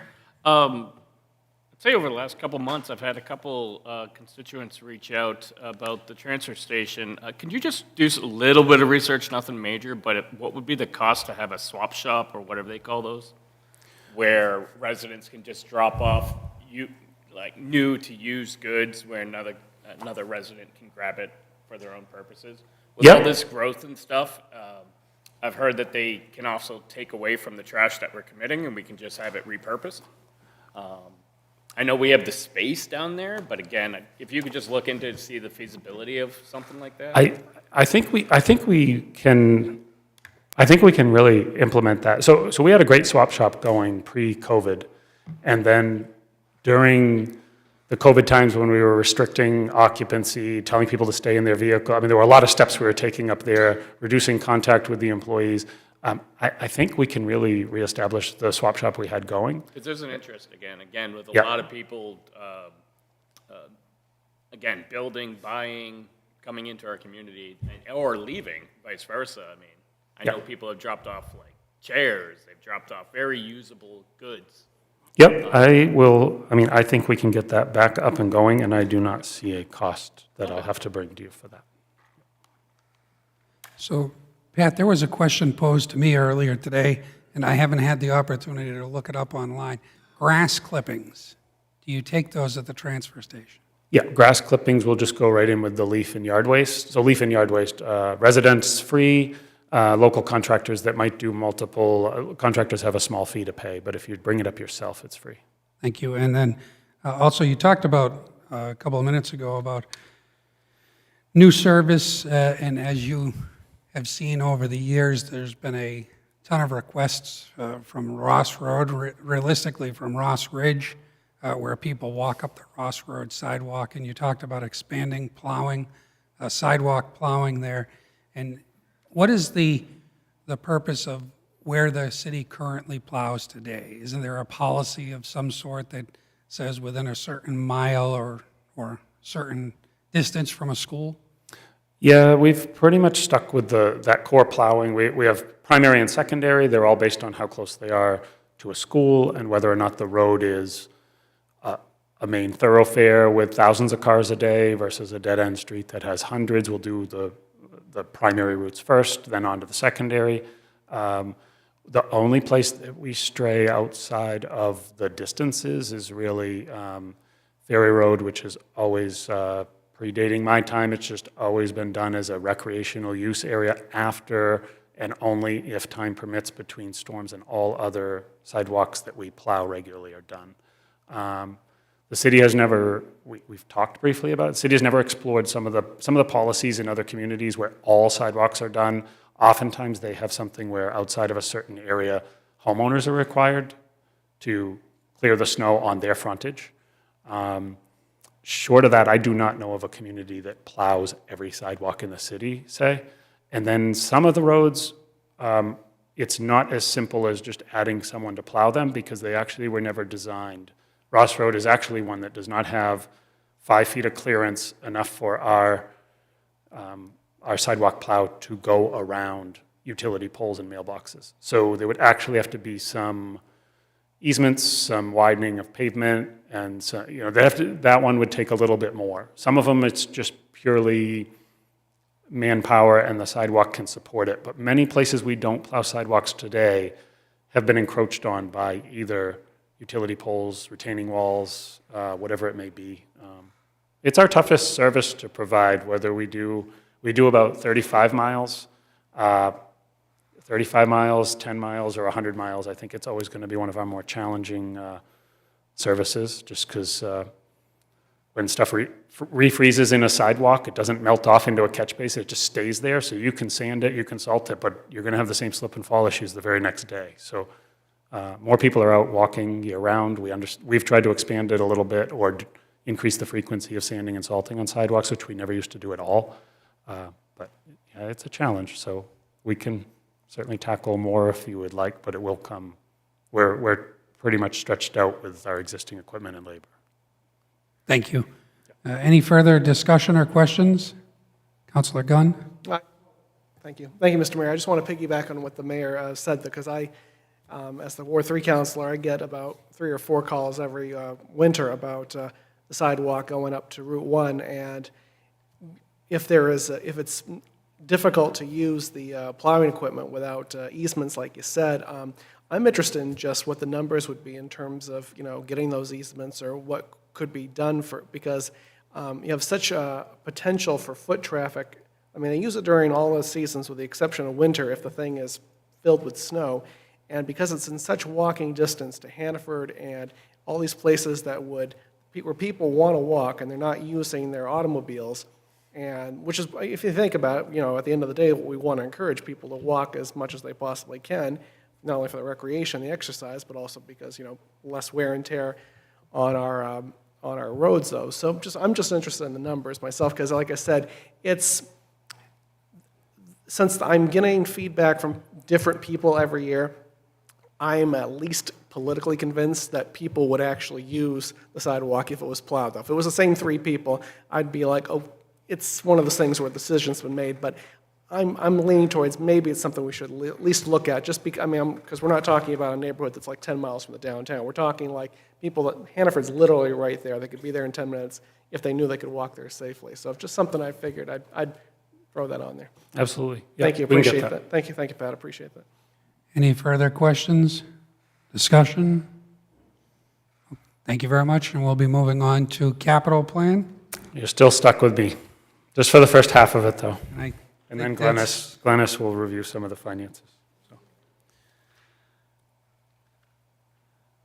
So as we dive into the capital plan, it's a robust plan. There's a lot of layers to it.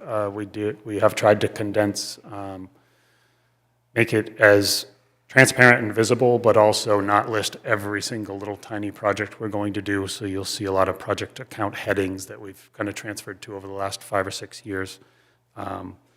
So we have a lot of assets. This slide is I did recycle this one. So this is our asset group across all of our different infrastructure that would qualify for the capital plan. One thing we're in the middle of updating, it's kind of like those infrastructure priority things that we would like to clarify that we spoke of, is putting a true value, today's value, to what all of our assets are worth. We used to say all of these assets you see before you are worth over $250 million. I think that number, we've been saying that number for a while now, probably 4 or 5 years at least. So I think in today's dollars, with escalation of construction, vehicle replacement, I think that number is well north of that. So I think it's always a good place to come back to is what do we have and how long will it last? Because that's how you can tell on a pretty simple scale what you should be putting into your capital plan. That said, we have taken care of our assets. This city and the council has done a great job of rallying behind improving the quality of all of these assets. We're in much better place than many neighboring communities, and we have a robust plan. There was one year where we only put $65,000 into all of the citywide capital because it was the last priority to keep up with operating costs at the time. So as this graph will show, we are a long way from those days. So we take care of our assets, and it does pay off in other ways, and it pays off in reducing operating costs across multiple departments.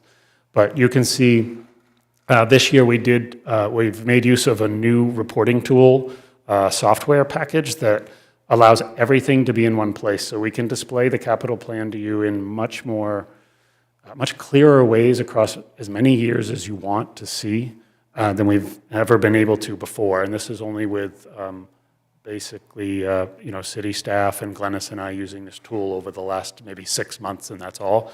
Once we start running the whole capital plan in this year after year, I think the level of project detail and where the money is going across not only our different infrastructure groups, but you'll see there's another, you can track it very easily across your different funding mechanisms.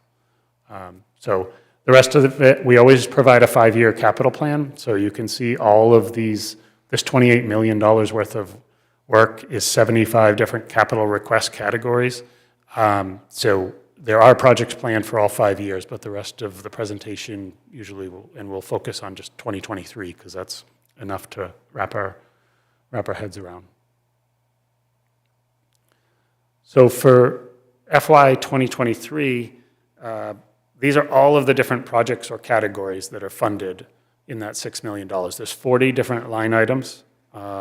We have brought everything into this one planning tool versus a series of different spreadsheets. So you will see anything in here that starts with a large number, like 7.25 general obligation bond for the Public Works building. So any debt payments that we're making on capital assets are also shown in this $6 million. So the $6 million might look like a big number that didn't exist before, but it just used to be scattered in so many places.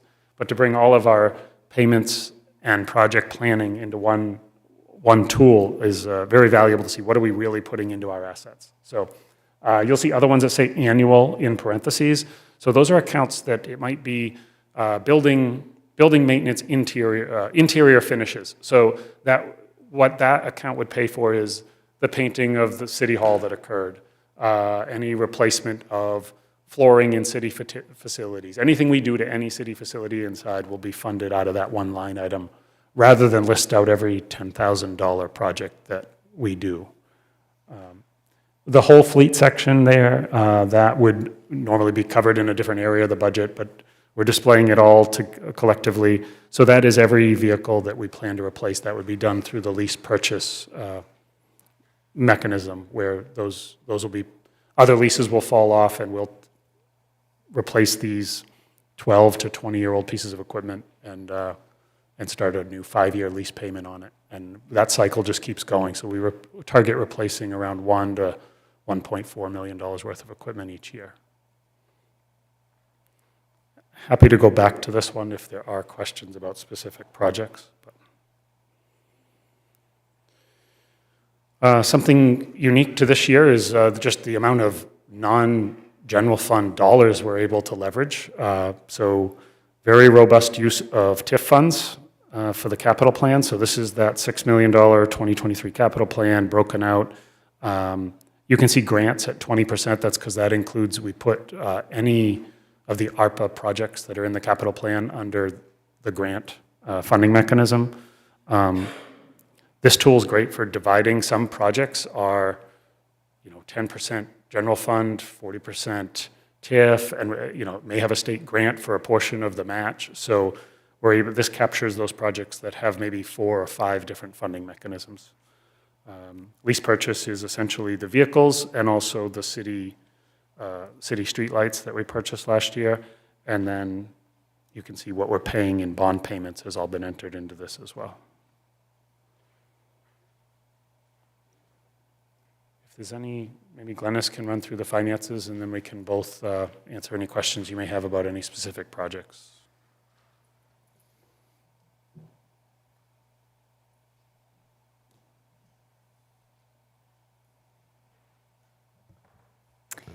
Thank you, Pat. And I did just look up some numbers from the annual financial reports. Going back to 2010, which is the year that Pat referenced when capital funding was down in the $65,000 range, our paving infrastructure was at 66%, good to satisfactory. And in the most recent fiscal year, paving infrastructure was 93%, 0.1. Good to satisfactory. So there's been a significant improvement in our paving infrastructure thanks to the hard work of the Public Works Department and the investment of this council and previous councils in our capital infrastructure. So talking a little bit about bond payments and debt financing in general, this chart gives you a sense of the various bonds that are currently on the city's books and what those payments look like over the next 5 years. The tall bars represent your principal payments, and the shorter bars represent interest payments, both of those descending over time. The city charter in the past mandated flat or declining principal payments, so all of our current debt does have declining principal payments over time. This is a view of bond payments, but broken out by general fund versus TIF funds as a funding mechanism. Denise Clavat, as well as Pat and I, have worked hard to maximize TIF as a funding mechanism for those bond payments where applicable.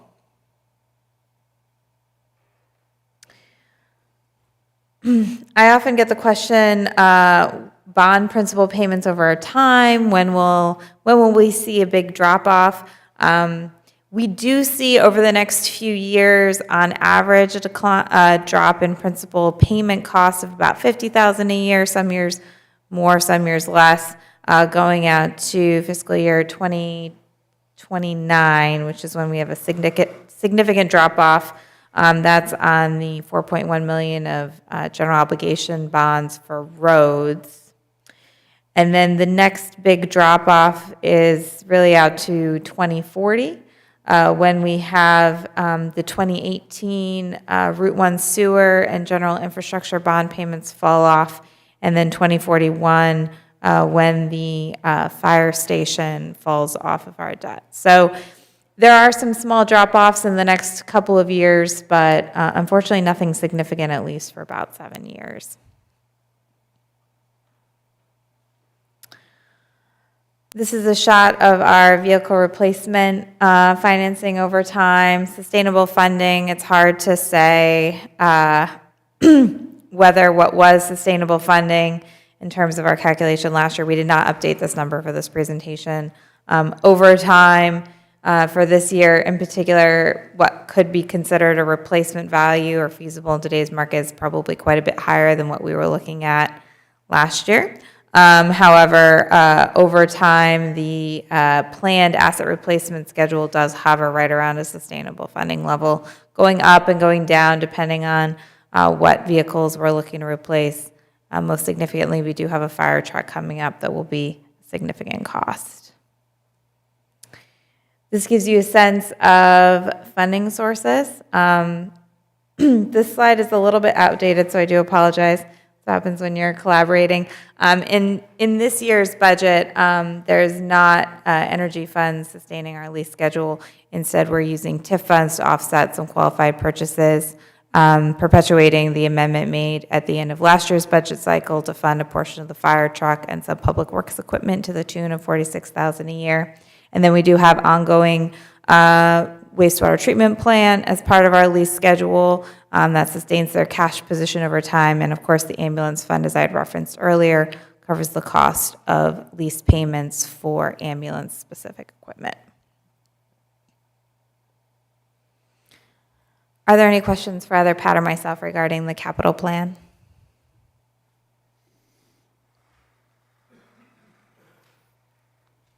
I don't see any questions. Thank you very much. Great.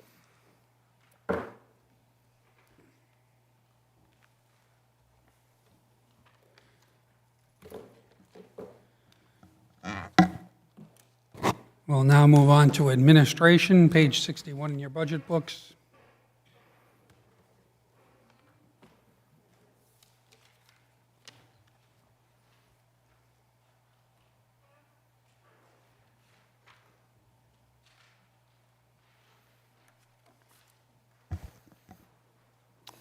All right, good evening. So a brief presentation from administration. Next slide, please. So starting with our org chart, there's been a little bit of a shakeup this year. So joining myself and our executive assistant, we are now the most dynamic trio in the city. We've added Dan Chadbourne, our harbor master, under administration.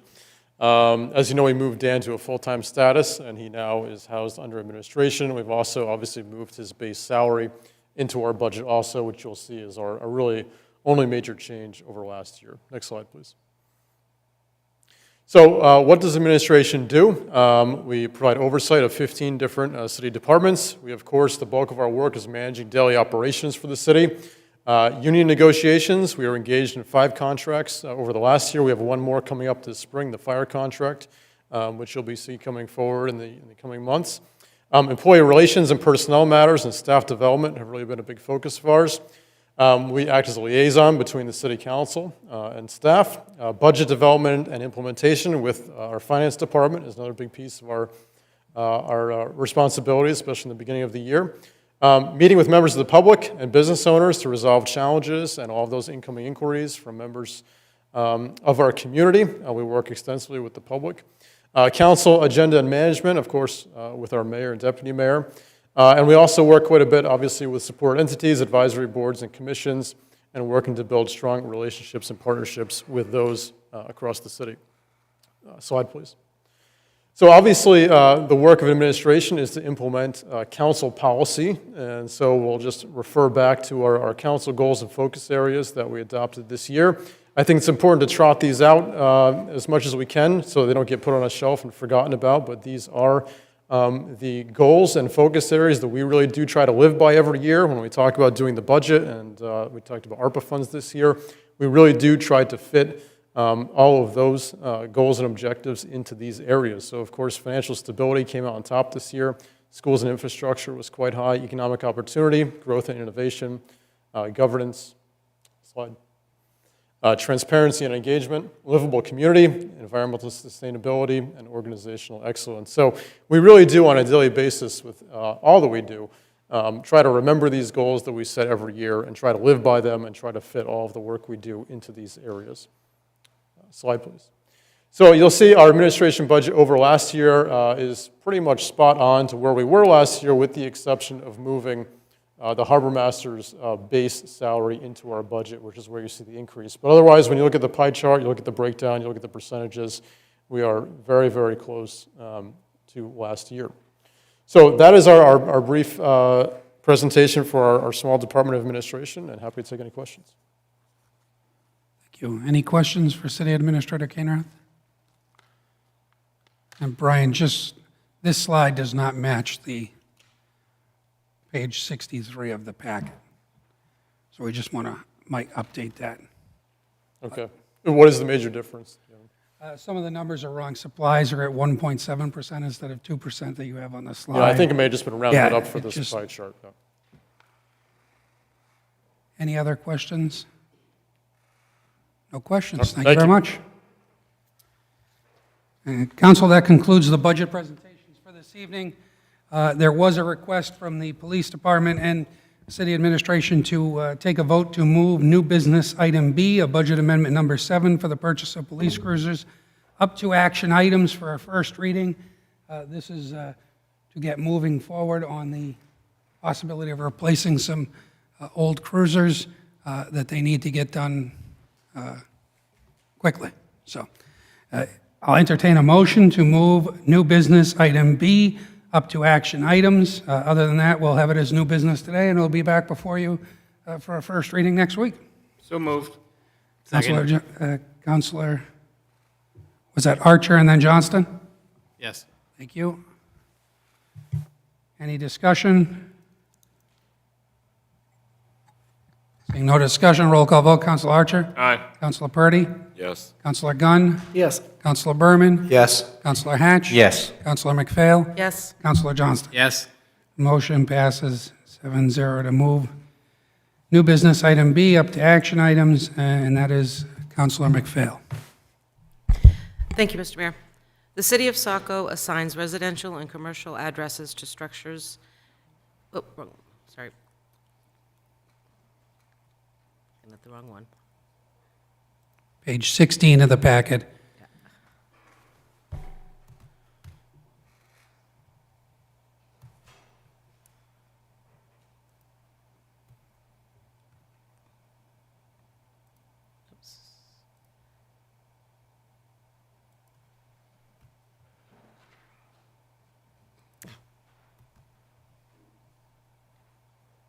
Here we go.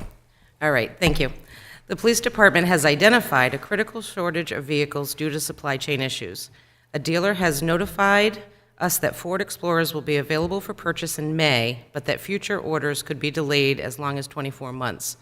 Therefore, we are recommending that the cruisers be purchased as a one-time use of fund balance in fiscal year 2022, and that an offsetting amendment be approved by council for fiscal year 2023 to zero out the cruiser line as a one-time adjustment. Be it ordered that the council approve the first reading of budget amendment number 7, and that the second and final reading for May 2nd, 2022. I move to approve the order. Second. Motion's been made by Counselor McPhail, second by Counselor Johnston. At this time, I'd like to bring up Chief Clements, who would like to speak on this item. Good evening. Thank you very much. I'll keep it short.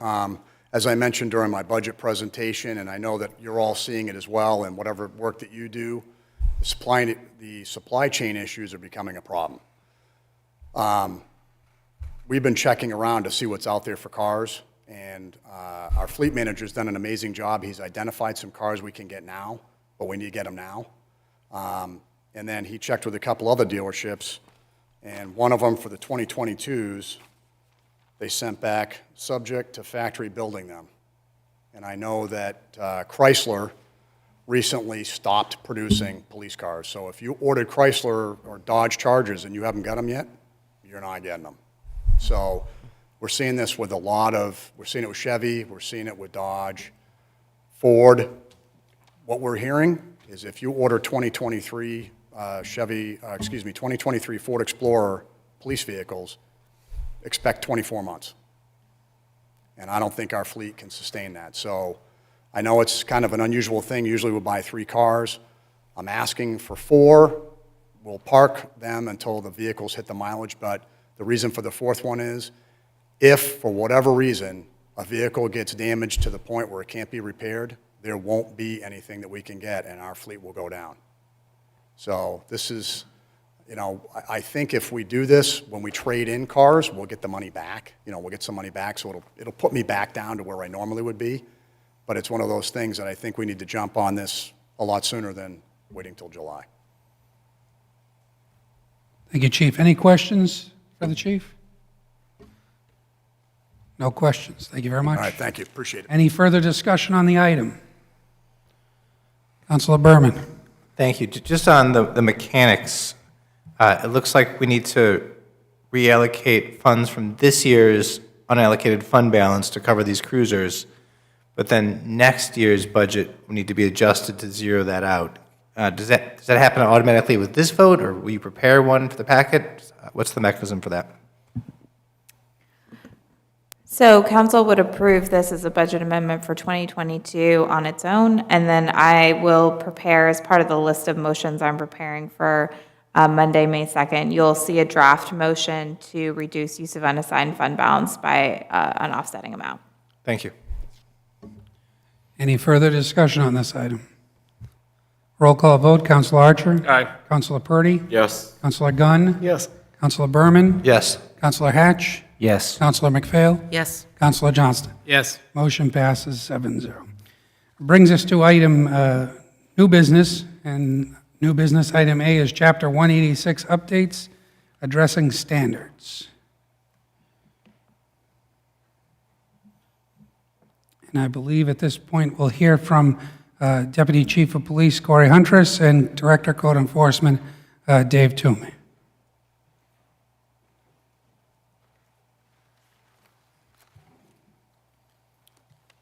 Good evening, Mayor Doyle and councilors.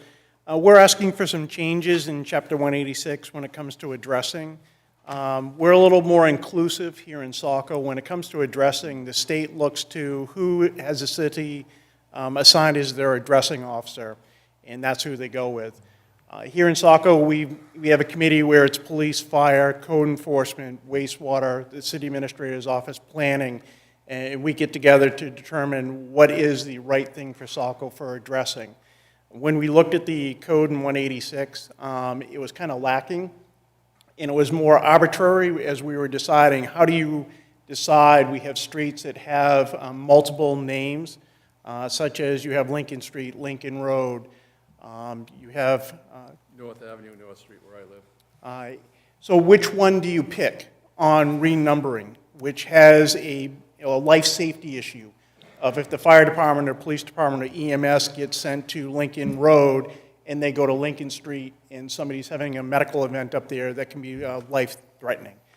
So when you look at that, we want to have something that's in the code that we can fall back on, that the residents and the committee, as well as you, the council, can look back and say, here's why we chose your road to rename, which requires you to be readdressed, which requires you then to do all your changes for your banking, credit cards, everything else when it comes to addressing.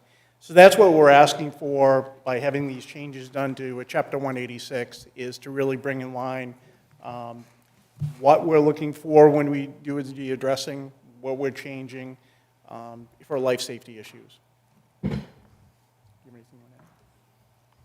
We also have addresses that have a R or a letter A or whatever, and the post office doesn't recognize those. So we want to make sure that fire and police can go to the right address. So we want rules when we have to tell somebody they have to change their address, because nobody wants to change their address. So we're trying to say this is why, and this is where it's in writing, not because we decided, it's because it's in writing. Thank you. Any questions? Councilor Berman? Yeah, thank you. On that last point, since nobody wants to change their address or road name, do you have any idea how many houses this would affect? Quite a few. We've undertaken one big task, Tasker Street, when somebody created a backlot, and when the old way of numbering, they didn't leave any space. So we ended up having to renumber all of Tasker Street, and we took the opportunity to make that consistent with the rest of the way the city is numbered, where we actually flipped the numbers from one side to the other, and renumbered everybody's address on that street. It was a large undertaking. We've gone through where we've had a change in the code where if you have 3 houses or more off from a driveway, we have to name the road, and then we assign new numbers. It's a big project, and we take that over time in order to, so we're not undertaking this all at once, because there'd be a whole lot of changes. Then one more follow-up. So, the public safety rationale, is there a period of confusion when people's addresses changed, when there's maybe havoc with either the post office and or 911 addressing, because they have an old address and a new address and people aren't sure which one to use? So for 911 purposes, when I'm the addressing officer for the city, and I have access to the 911 system in the state, where when I enter that information, it's live. Compared to if you go to UPS or Google or anything else, they're a private entity where we don't have real up-to-date ability to update their files. So for EMS and life safety, when we put a new address in or we change an address, when somebody calls 911, that's what comes up, is what's there. So that's immediate. If you're trying to get a delivery from FedEx, your address may be in 2 different places, and we've had that occur for up to a year until a private company updates their stuff. And that's the complaint we've had from the private side of things, where people are like, they can't find me, and somebody's using GPS. When you're on the police, fire, EMS, they get the lat and longitude that comes up in the 911 center, so they know exactly where you are. Thank you. Any further questions? Councilor Archer and then Councilor Gunn. Yeah, Councilor Archer. Mr. Mayor. Where we amend some of the inches and things like that, are we requiring the whole city to go from, this specific one is number, size, and color, from no less than 3 inches to 4? Are we going to require everybody who has a 3-inch number to change it? Only if they buy new numbers. Okay. All right. Councilor Gunn. Thank you, Mr. Mayor. And this is really more of a policy question for us, because needless to say, I'm supportive of this, though, for the obvious reasons that you 2 gentlemen outlined. But at the same time, we're going to have a lot of residents that are going to be probably not the happiest, so if they feel like they're being nickel and dime, that they have to obviously change their licenses, change anything remotely related to their addresses. So my thought for the council up here is that, say that obviously everyone who owns a motor vehicle in this town actually have to pay their registration excise tax every year. How's about, because it's been a while since I've renewed my license, I got to renew it this year, so I forgot what the fee is, what's $30, $40, whatever, when you go to the BMV. If it would be conceivable that we could enact something that when the folks go this year, next year, whenever their residency number changes, that we waive essentially $30 or $40 off their registration or excise tax or something, to basically compensate them for at least saying, look, we can't get into the weeds on everything that has your address attached to it, though, but for your license, just as something just to, show them, we're not going to just, take the $38 extrally. I mean, obviously, they see it all as one big pot. They don't realize the intricacies, though, but it was just something that the council can entertain, sort of a one-time sort of rebate, for lack of a better term, to, make the medicine go down a little better. Thank you. Any further discussion? Councilor Hatch. I just had a thought relative to communication. Brian, I don't know if we can find some way of using our communication tools, social media, just to announce that this is going to happen, not necessarily specific to the streets, just to kind of get people aware that this whole process will be undertaken over a period of time. That might help quell some questions about what's going on, those kinds of things. So that's just a suggestion. Any further? Councilor Johnston. Thank you. When this comes back, I'd be interested in seeing the actual streets that this impacts, if possible. I mean, I'm assuming you have a list, probably. Absolutely. Thank you. Any further questions? Councilor Hatch or Councilor Johnson on traffic safety, either one of you want to be the council liaison? I'll I'll take it. Counselor Johnston. And that, thank you very much. That concludes new business. That brings us to item 11, the administrative updates. City Administrator Canroth. All right, thank you, Mr. Mayor. First, a huge thank you. On Earth Day, we had a pretty incredible turnout of 180 volunteers, including city employees who came out to a number of locations around the city to clean, rake, mulch, weed, et cetera, to help make our community a more beautiful place. So thank you to all for their hard work, and a special thank you to our Parks and Rec Department, Amelia Meyer, Ryan Summer, and others for organizing this event. Again, 180 volunteers this past Earth Day on April 22nd. So thank you to all for their participation. Upcoming on our agenda, May 2nd, we'll have our budget public hearing and an executive session. On the 9th, we'll have our final budget passage evening, as well as consideration of amendments. And the 16th, we'll have a joint meeting with the planning board to also include a discussion of contract zoning. A reminder on charter amendments, if you do have any ideas for charter amendments, please get those in to myself and Tori Gorman. June 14th will be primary election day. Absentee ballots will be available starting May 13th. And you may request an absentee ballot up to 3 months before an election, and the last day to request or vote in-person absentee will be on June 9th, 2022, and you will have that opportunity here at City Hall to vote. A couple city RFP opportunities. The city will be releasing 2 RFPs on Wednesday, April 27th for commercial real estate brokerage services and residential real estate brokerage services. These services are to provide brokerage and marketing services for property owned by the city. Proposals will be accepted until 11 a.m. on Wednesday, May 25th. Both RFPs will be posted on the city's website for more information. Tomorrow, I'll be having my next City Administrator's Open Office Hours event. So that's tomorrow, April 26th, 3:30 to 5, here on the second floor of City Hall. And of course, all residents and local business owners are welcome and encouraged to attend. Lastly, a reminder, budget amendments are due to finance for preparation and drafting by 4 p.m. on Friday, April 29th, if you'd like assistance with drafting an amendment for the FY23 budget. Thank you. Thank you. Any questions for City Administrator Canroth? No questions. Moving on to item 12, council discussion and comment. Any council discussion and comment this evening? Councilor Johnston? Thank you. A couple things. The first one, the administrator already covered with the Earth Day celebration. Just thank you to everybody. My family and I participated, and it was a great turnout this year. The other one was the thing I forgot last week or 2 weeks ago, which tied into, I guess, what Director Fox was asking earlier, if we had any requests, and I'm not sure if this is a request, but the thing I don't want to lose sight of is what I'm going to call a Chipotle Road, for lack of better terms.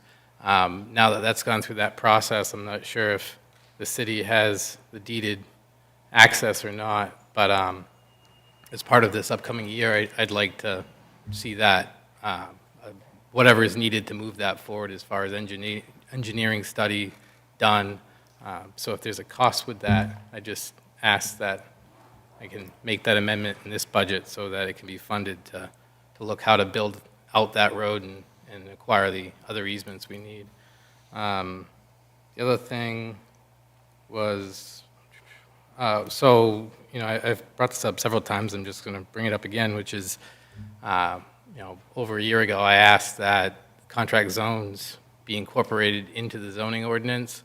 I would argue that they are really part of the zoning ordinance map since they're individual districts. So adding that to the zoning ordinance and making that information available to the public is something I'd like to see come forward, you know, as time permits. The other thing was a thank you to the administrator and staff. That I noticed recently that the recreational easement through the Driscoll's property is now in place at York County Deeds, and that was a requirement from their contract zone. So just a thank you to seeing that through to the end.